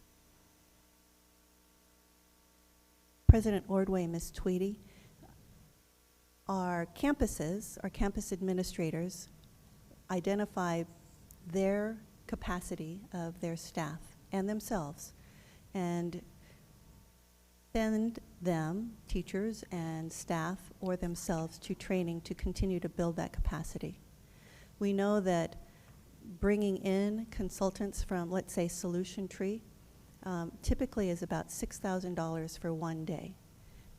If you put that across 38 campuses, that's close to $300,000, about $280,000. So your point is well taken.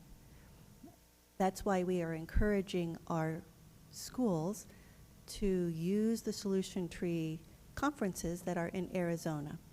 But when we look at sustained, systematic change in our district, being able to have our own in-house trainers will enable us to have every single day touches rather than single conference touches. What background are they going to have that the people going to all these trainings didn't get? President Ordway, Ms. Tweedy, that's going to be built into the job description. I think in the update, we shared some information about what we expect the job requirements to have for both the trainer and the manager.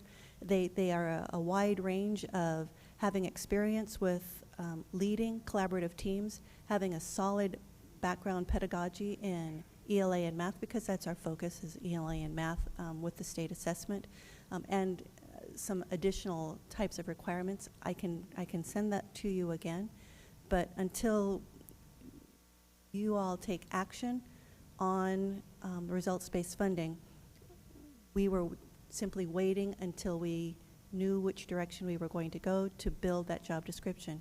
We would, of course, be happy for you to give us any additional input on that. Also, we would pull from Solution Tree and the trainers that they send out to campuses that cost $6,000 a visit, on which skills they have built into their trainers, and then as well look at our other districts in our valley, but then across the nation, who have PLC trainers. We actually pulled the information that we shared in the Thursday update from Solution Tree and the trainers that they have on their job requirements. So we are looking for individuals who have experience with teacher collaboration and significant pedagogy in those two content areas. I mean, I guess I just have grave concerns that we've spent so much money sending people to PLC conferences and they don't have the capacity to orchestrate a PLC at their school. I'm just going to follow up on that real quick, and then Ms. Frank. Have we sent all of our schools, have all of them gone to a training yet? I don't think so, right? President Ordway, no. Have many schools made the decision to move forward sending staff to Solution Tree conferences? Yes, but not all. No. Ms. Frank. Thank you, President Ordway. I just had a follow-up question to Ms. Reed's questions about addenda. So you are correct. The time that, let's say, for example, if it was an addenda, the PLC coach was an addenda position, that the time that the teacher would spend coaching during the PLC, during the workday, would not be eligible for addenda funds. But if you mentioned they might be analyzing data or putting PowerPoints together, things outside of the scope of their regular workday, then would that not then qualify for addenda? President Ordway. Potentially. Ms. Frank, yes, potentially very much so. I don't think that they would do a PowerPoint because the professional learning community, the teacher collaboration is really about student data. Correct, I just but all the documentation and pulling data and assessment information and instructional practices, absolutely that could be done outside of the day. So it is possible then that some of that work, if the district were to go the route with on-site leaders versus more centralized coaches, that part of those work responsibilities would be done during the workday, part of those work responsibilities could be done outside of the workday for compensation. President Ordway, Mrs. Frank, that would be true for many things. Okay. Thank you, Dr. Galligan. I appreciate the clarification. Certainly. Mrs. O'Brien. Maria, did you want to come up and speak?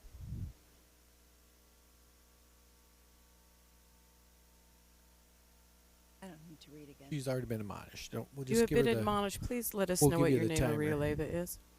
Do I know you? All right, come on. She looked familiar. State your name. Yes, Maria Leyva. I am president of the Deer Valley Education Association, President Ordway, Governing Board, Superintendent Finch, and guests. During the last board meeting, I asked many questions regarding how parts of the $2.6 million from results-based funding have been planned to be spent. All of the proposals tonight include the creation of 3 PLC coaches and 1 PLC director. The model school that was included in the proposal was Constitution Elementary. I'd like to point out that while it is an A-rated school like the other 94% of Deer Valley A and B-rated schools, it was not one of the schools for which Deer Valley received the results-based funding. Tonight, I have more questions. Where is the research that demonstrates a connection between 3 PLC coaches for 2,000 teachers and higher student achievement? Where's that connection? If the law intended for these funds to be used to replicate what occurred at Copper Creek, Diamond Canyon, Legend Springs, Sierra Verde, Sonoran Foothills, Stetson Hills, Highland Lakes, Village Meadows, did anyone talk to those staffs? Did they ask what did they do that made their schools stand out? Or to help close the student achievement gap in high poverty schools? Or even employee salaries, results-based funding can be used for all of those things. Apparently, also my other question, why wasn't there a survey sent to all employee groups? Apparently only one survey was sent, and it was sent to principals, and only they had any input to the proposals you're seeing tonight. This is another example of top-down decision-making and a greater divide between the campuses and the district office. 2 coaches for Village Meadows, 3 coaches for 2,000 teachers. I think we can all do that math. Thank you. Thank you, Maria. Julie? Ms. Reed, sorry. Dr. Galligan, I don't want to assume, but considering that we have already invested quite a bit in our staff with Solution Tree, I would assume that those staff members who have been trained would be tapped to help the PLC coaches that we would potentially be hiring to roll things out. I mean, I think part of the issue is that there's so much information that's missing, and I am so appreciative for you to have sent out the information to the governing board that answered some of the specific questions, and I'm wondering if Dr. Finch, that information might be able to be posted underneath the PLCs so teachers can have that same access, and maybe that would help bridge some of the gap. But if you could elaborate a little bit more on what you envision potentially some of the other staff that's already been trained with Solution Tree to be able to work with the PLC coaches. President Ordway, Ms. Reed, a single 3 days at a PLC conference does not make a master of leading PLCs. It provides knowledge and a beginning understanding of teacher collaboration and how a professional learning community at a school should run. If you heard both Melissa and Cheyenne, they have been on a very focused and intentional 3-year journey. So for our campuses that have been laser focused on finding ways to provide time for teachers to collaborate, look at student data, identify instructional practices, those would be the individuals that more than likely we would want to tap into, although I think these ladies would not want us to touch any of their teachers. But when we are looking for an individual who has a skill set to help facilitate, coach, and lead our administrators and our cross-school teams, we want to have individuals who have experience in actually doing that rather than simply attending a Solution Tree PLC conference. So we're looking for background knowledge. As Cheyenne mentioned, many times we don't know what we don't know when we start out. So we want to lean on those like Cheyenne, like Melissa, like some of our other schools who have really targeted this as their way to change student achievement in how we're going to build those 3 trainers. And as I mentioned, remember we started out with 1 trainer per region and additional 2 for high schools, and we scaled that back. We will do the very best we can, and of course we will bring through updates and a board report how results-based funding expenditures are indeed impacting in the way we expect them to as we replicate those successes from schools across all of our campuses. So would it be safe to say that our teachers and our staff that have been trained with Solution Tree or that have been trained, instructional coaches might be looked at as strategic partners to work with the PLC coaches to help push out information and to lead groups? Would that be a safe assumption? President Ordway, Ms. Reed, of course, we would definitely lean on those who have shown success across multiple years now. And yes, they would be strategic partners, as would these administrators right here in helping us with this extremely large change next year with becoming a professional learning community district and focusing heavily on teacher collaboration. That is only on student learning. Mrs. O'Brien?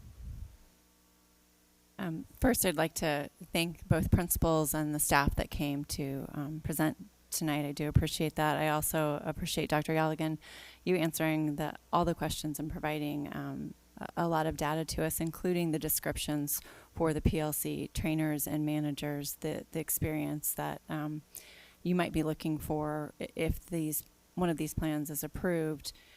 And I believe it was in Ms. Leva's presentation, you talked about 14 schools are currently collaborating, and not to put you on the spot or anything, but could you rattle off some of those schools? Yes, Park Meadows, Esperanza, Sonoran Foothills, Canyon Springs, Gavilan Peak, Village Meadows. Running out of schools. Well, obviously Constitution. Sunrise. Thank you. Diamond Canyon? Greenbrier, Diamond Canyon. There's a lot of schools. I think Okay. that was close. 6, but 9, 10. You yeah. got to 10. I'm impressed. Okay. Thank you. That was awesome. Off the top of my, I should have put them No, in the that's okay. presentation. I thought about it. But Do they include the 3 schools that are doing Project Momentum, or is that separate? No, from that's that? separate. So those are another 3 schools who are working on professional learning communities. So we have at least 17 or more who are somewhere in the process. They're not all brand new. They're not at all where Village Meadows and Constitution are. Correct. President Ordway, Ms. O'Brien, that would be correct. However, I would caution us on our 3 Project Momentum schools, 2 high schools and Desert Mountain, in that this is their first year in that process. And as I alluded to, professional learning communities at high school is definitely much more complex. And, Okay. and so they are learning in their year one. And that's what I meant. I meant they're in the learning process. It's been made, I think, very clear, at least to me, that you need to be at least 3 years into this path before you're really starting to feel comfortable and seeing the fruits of your labor. So I do appreciate that. I also want to hit on a couple of notes that, thank you, Ms. Maria Leva, for speaking. But you talked about the instructional coach, the 2 or 3 that these 2 schools have compared to what would be a manager and 3 trainers for our entire district. It was made clear by the 2 principals that those instructional coaches have additional duties. They are not just PLC assistants. President Ordway and Ms. O'Brien, that is absolutely correct. In fact, their main duty is working with teachers in the classroom and building instructional skill is what their main duty is. So these 2 principals, and they can speak for themselves, just lean on that position because they have that pedagogical knowledge and they have a skill set that they've been able to build. And I don't know, Cheyenne or Melissa, if you'd like to build on that. So as I mentioned, our collaborative team meetings are on Tuesday. So that's the day that they are entrenched with the teachers throughout the day. But Monday, Wednesday, Thursday, Friday, they're in and out of classrooms. They're either modeling for teachers, they're co-teaching, and then someone will go in and cover the class so that they can work with teachers. They provide emotional, moral, educational support for our teachers. So it's not just that they run, or at least at Village Meadows, that they run our collaborative team meetings, but they're a constant support for our staff, whether it be special area, special ed, gen ed. They support the entire gamut, K through 6. Okay. I feel like that's also the same at Constitution. However, recently, because we became a PLC model school, several of the other schools in the district have reached out for support from my coaches and running collaborative teams for 14 schools and 27 teachers. We're doing that all at Constitution. It's taking away from their positions at Constitution, and they do have a lot of other duties to fill at Constitution. So I do think it would be very beneficial to have, 3 is better than none. And there's a lot of schools out there that do not have any instructional support. And so to have someone that could provide support would be, I think, as a principal, I was at Gavilan Peak, I was at Terramar, I was at Anthem, and I would have loved to have someone to provide that support. So I think that it would be very beneficial. Thank you. I do want to follow up because about another concern that I heard from some of our staff, and that was that we would be taking, these positions would take teachers out of the classroom. And so I had sent a question about would we hire internal or external, and Dr. Galligan, you had responded that we would follow established HR processes. So can you clarify what those HR processes are for us? President Ordway, Ms. O'Brien, in general, unless a position has been identified to go immediately to outside of the district, we always go inside postings first. So if a position like this were posted, we would post it for internal candidates first for an appropriate amount of time, and Jenna could give you that time frame. And then once that time was over, it would be posted outside. But again, a decision could be made to post both in and out at the same time. Okay, and generally speaking, why do we post internally first? President Ordway, Ms. O'Brien? I know the That answer would be to that one. fine. Typically, we have Window. language specifically in the certified manual, and it's, I'll say, adopted from a philosophy of trying to promote from within. So, okay. Did you have anything you wanted to add, Ms. Moffett, or you good?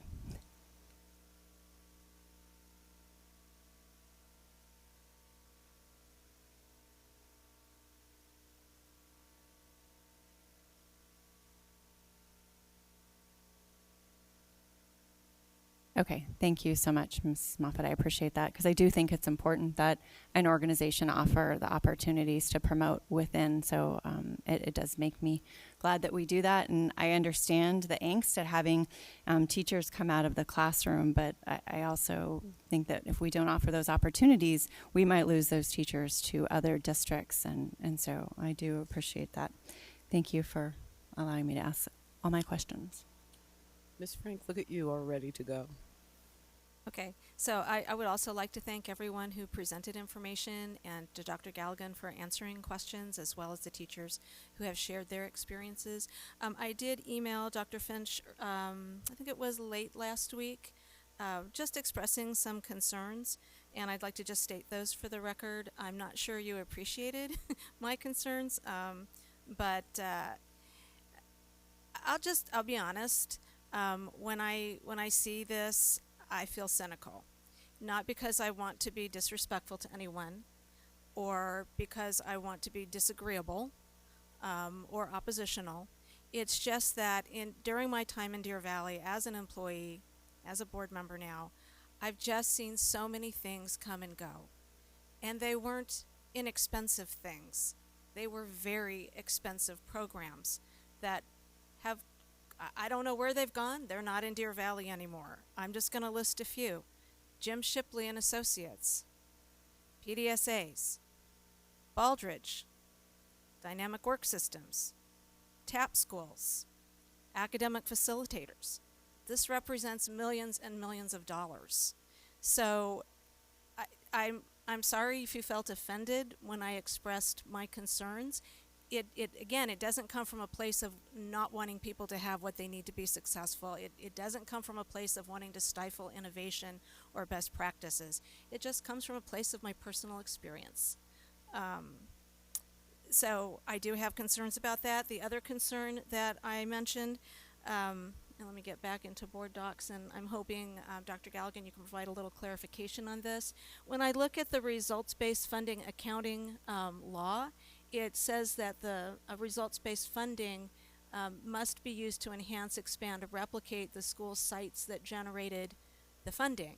And this isn't to disrespect any of the excellent work that Principal Leyva has done at Constitution, or this is just one example.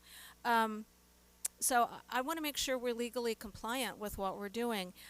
You mentioned, Principal Leyva, about 14 schools that have participated in the PLCs, and I'm looking at the list of schools that were awarded results-based funding in 2017 and 2018.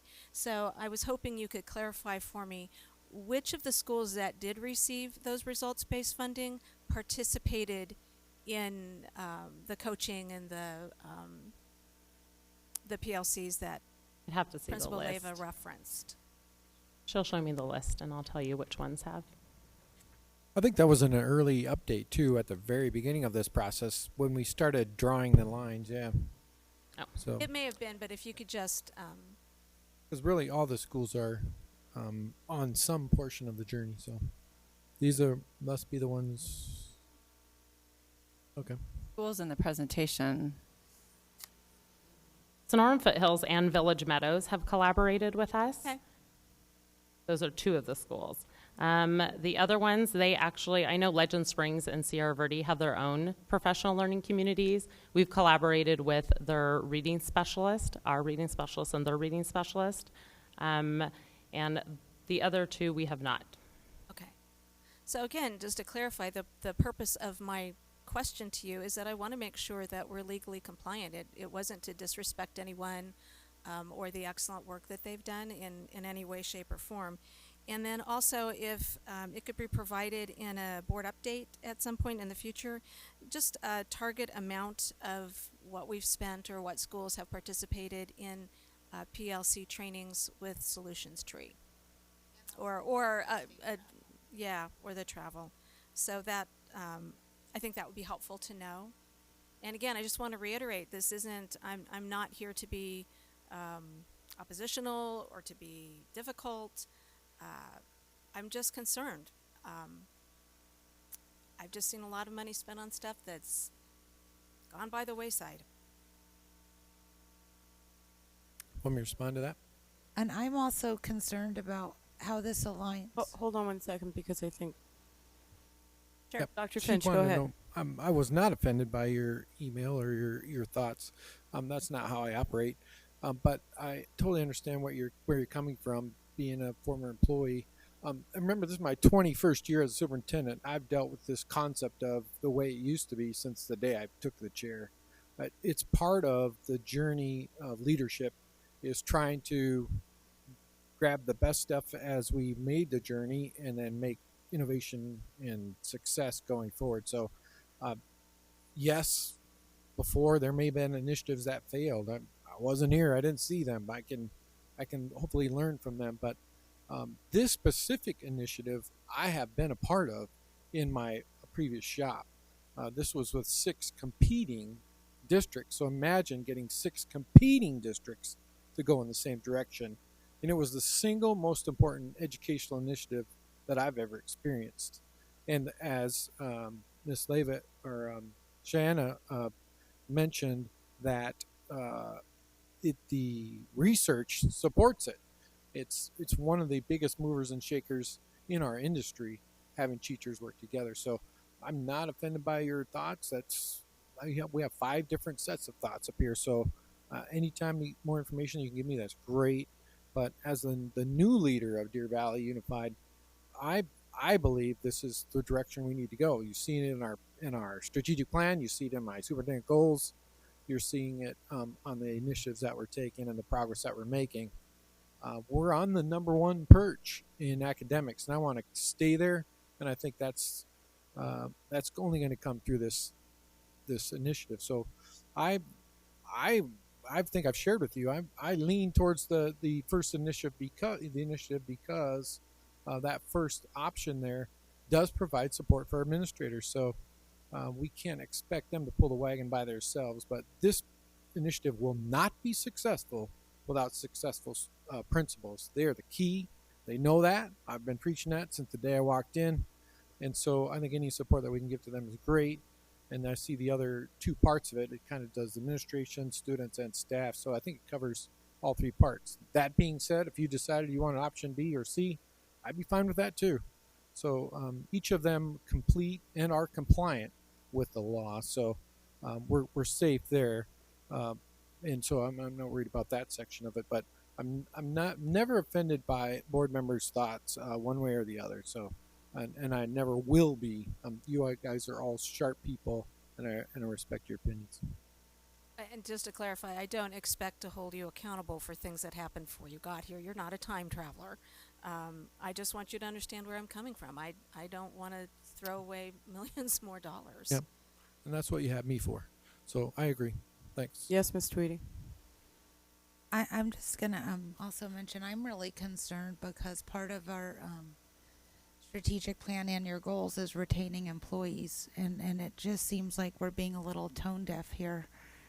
People are really unhappy about this, and I'll tell you, I mean, I was a little concerned that Facebook posts get higher response rates than the survey results we got, but I think that the thing that really concerns me is I have spoken to employees at those schools on the that did get the results-based funding, and they are so offended that they were never asked what they did at their schools to get those results, but were instead told that we're going to provide you coaches so you can replicate other schools. They were offended, and I'd have I to will tell disagree you. with that. Well, I'm just telling you what they're saying. I didn't make this up. And I thought when we talked, I suggested the survey because that is what I'm hearing. And I thought, well, a survey would have given some data that maybe I'm only hearing from a small group of people who feel that way. But then when you don't do a survey, I have no other data to consider but what people are telling me. Yep. If you did reach out to those schools that got the results-based funding We and did. asked them what they were doing, I'm just saying they're not aware. Yep. So you might want to explain it to them, how you did that. Yeah, the actually much of the information that was said there was incorrect, and and I could go and explain all of it, and we have explained it to you in updates as well. We actually gave the information to the principals because of the complexity of the issue and trying to be compliant and making sure that it fit in the regulations. That's why we gave the duty to the principals to go to their staffs, gather the information, and bring it back. So that's why we used that model, that, if you want to call it survey. We gave the charge to the principals to go to each of their staffs and bring us that information. So that was the model that we chose, and it made the most sense because of the complexity of the scenario. So that's why we chose that model, and that's why how we gathered our information. And yes, there's a direct line between PLCs and improvement in our district, and so hence the reason why we chose that model. That was one of my requirements when I gave the committee the charge. That was the number one requirement. We need to be able to there needs to be a black magic marker line between results-based funding and an initiative that helped move the needle. And again, I've already experienced this and lived it for 12 years, and it was the single most important educational initiative that I've ever done in my career. So that's pretty good data as well. Yes, you may. Go ahead, Mrs. Reed. Dr. Galligan, right now this is for 3 years. Is there a plan to phase the PLC coaches out? How is that transition going to work, or do we know? President Ordway, Ms. Reed, first of all, results-based funding is going to be based on whoever our governor is. If Governor Ducey is not reelected at the next election that he's up, there is a chance that results-based funding would not follow through with the next governor. So we go on the basis that Governor Ducey will remain and continue with results-based funding. When we identified 3 years for these three proposals in front of you, it was really based on looking at our campuses that we have seen have had significant success with teacher collaboration, and it has taken a minimum of 3 years. So we based it on those 3 years. In our minds, include Dr. Tunis and Dr. Zerbach and many of the others in different departments who worked on the results-based funding proposals, that with 3 years under our belts, we should have built the capacity of not only our principals but of our teaching force. And even though we have turnover with our teaching force, we have so many of our teachers who remain in Deer Valley that as long as we built that capacity within 3 years, we feel then we can turn our eye to another area that could benefit from replicating results at campuses. As I mentioned, Proposal 3 really looks at adding 2 interventionists at each of our high schools, which we know is a needed component for our kids who come into our high schools with gaps, whether they are moving into our schools from other places or not. We just know that we've not had that support for Tier 3 intervention. So it could very well be, if Proposal 3 is not the one that you all vote upon tonight, that in 3 years we would look at additional supports, and it could be for middle school and high school. It would just depend on our student data. And President Ordway, if you don't mind, Ms. Leyva would like to clarify a comment I made about solution tree conferences. Absolutely. Go We'll just ahead. clarify the Solution Tree conferences because I think we keep talking about them as training, and they are not training. They are. It's really to build capacity and have people believe in the process. You can't be a prophet in your own land. And the Solution Tree presenters all are required to be model schools, so they've done the work. And when my first year, when we started this process, I took 12 of my teachers, some naysayers, some that were not excited about it, some that were, and it truly shifted the mindset that they believed in the work. They're great presenters. They give you a lot of information. They give you a lot of data. They show what worked in schools, but that certainly, we weren't ready after we came from that conference year one, it's not like we are a model school because we came back. It took 3 years of hard work and implementing a lot of those resources, and I know Village Meadows did the same. When they took their teachers, it's not like you're all of a sudden able to run a collaborative team. There's a lot of work that goes into it. It's a great conference. It helps really shift the mindset because culture eats structure for lunch, correct? So you have to build that culture and that belief in the process in order to complete the process. So I don't believe those are trainings, and I think it's important to differentiate that. It's a conference that helps you learn about the process from people that have done the work. That's a great clarification.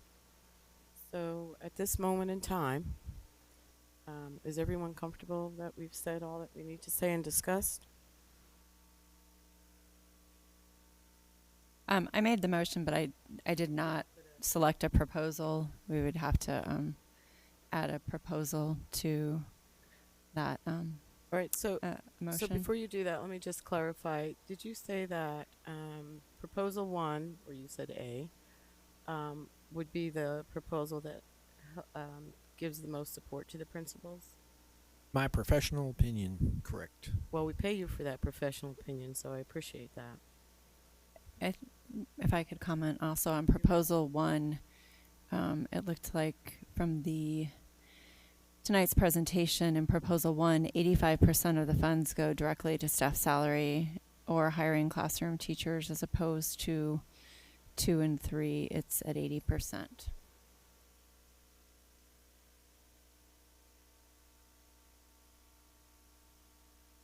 Somebody want to make a motion? Mrs. O'Brien? Okay, then I would support proposal 1. I move that we approve proposal 1. Need a second? I second. Is there further discussion necessary? Okay, I will call for the vote. Aye. Oh, sorry. And you very well should be. All those in favor say aye. Aye. Aye.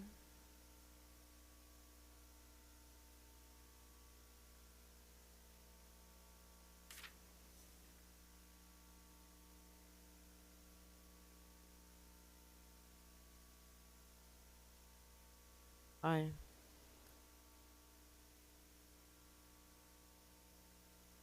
All those opposed? Okay. And the vote would carry 3 to 2. No, I'm not afforded that opportunity yet.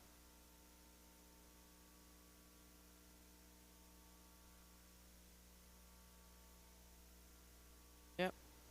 All right, we can go to, where are we going? We are, Mrs. O'Brien.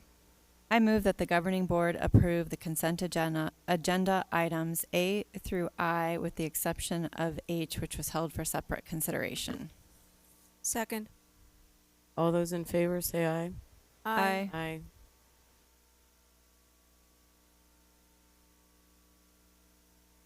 Did you want to? Okay.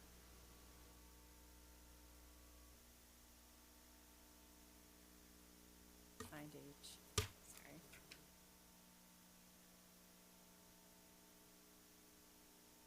Right here. I move to authorize to enter into additional cooperative contract purchases for fiscal year 2018-19. I need a second.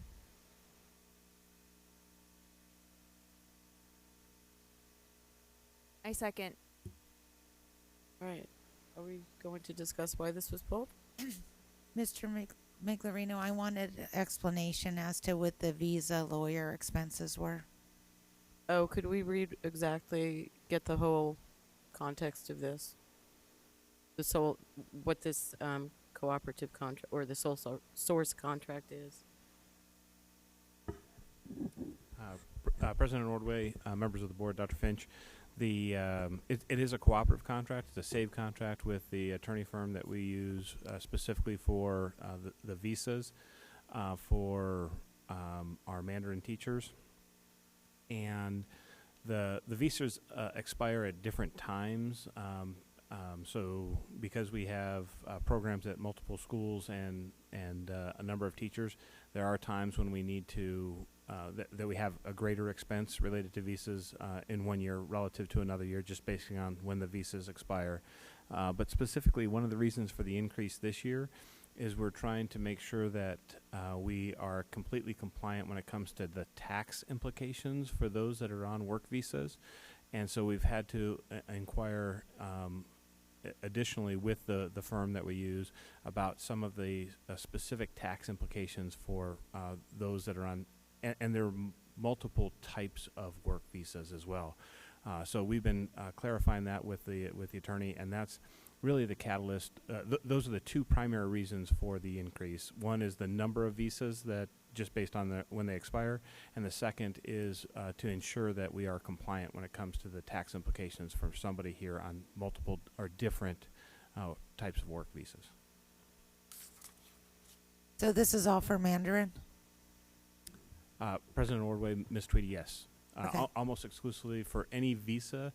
And so we haven't been entertaining, specifically this increase is related to Mandarin, but we have been exploring the opportunity to maybe fill other hard-to-fill positions with people, but we have not done so. So this is specifically for the Mandarin program. So, Brian?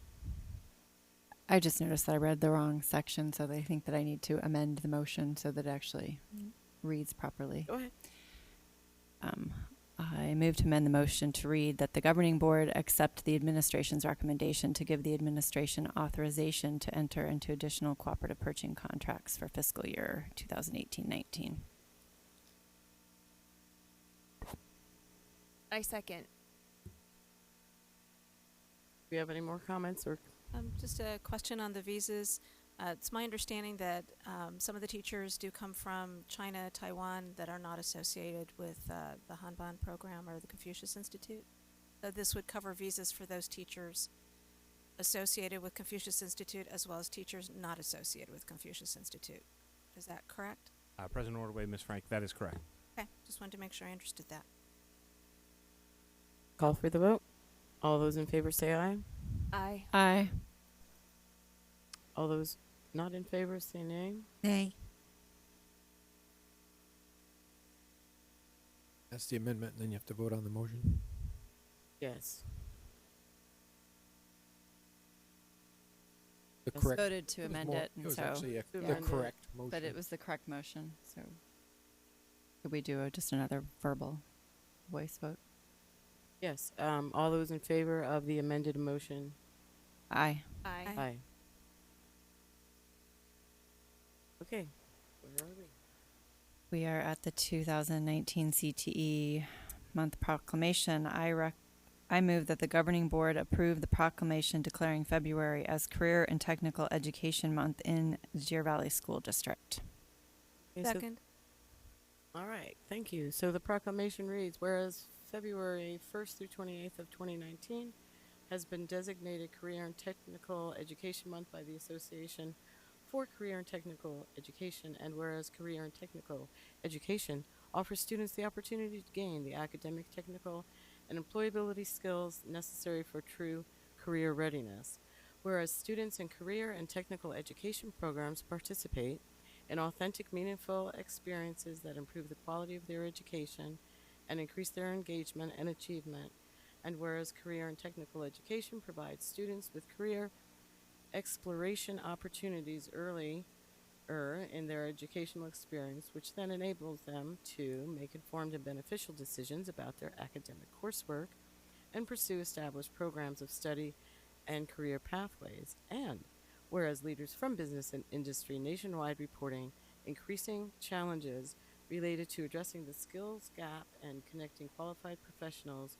with with available careers in critical and growing CTE related fields, including healthcare, energy, advanced manufacturing, information technology, and whereas career and technical education prepares students for these and other fulfilling careers by offering integrated programs of study that link secondary and post-secondary education and lead to the attainment of industry recognized credentials. And whereas ensuring the employees have access to a qualified workforce is a crucial step in ensuring productivity among the business and industry communities, as well as continued American economic growth and global competitiveness.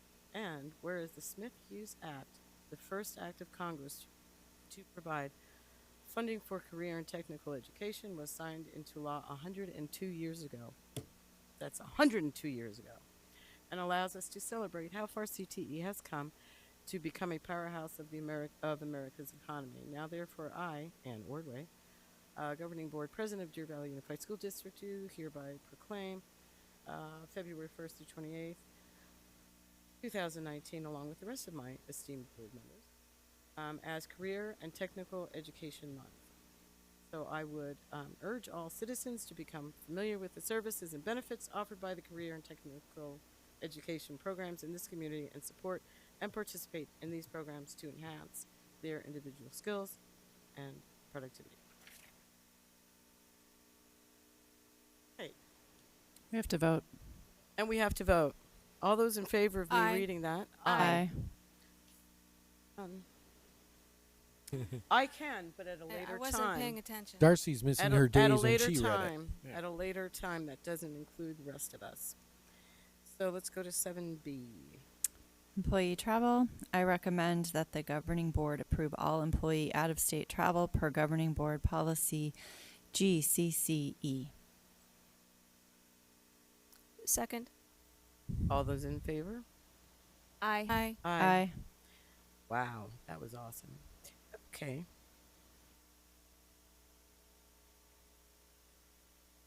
Here they come.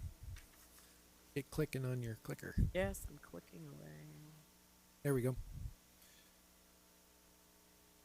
Approve addenda pre-approvals. I recommend that the governing board accept the administration's recommendation to pre-approve the addenda as presented.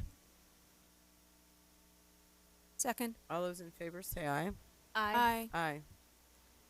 Oh, look at that. I do have an update. Ugh. Deer Valley 69.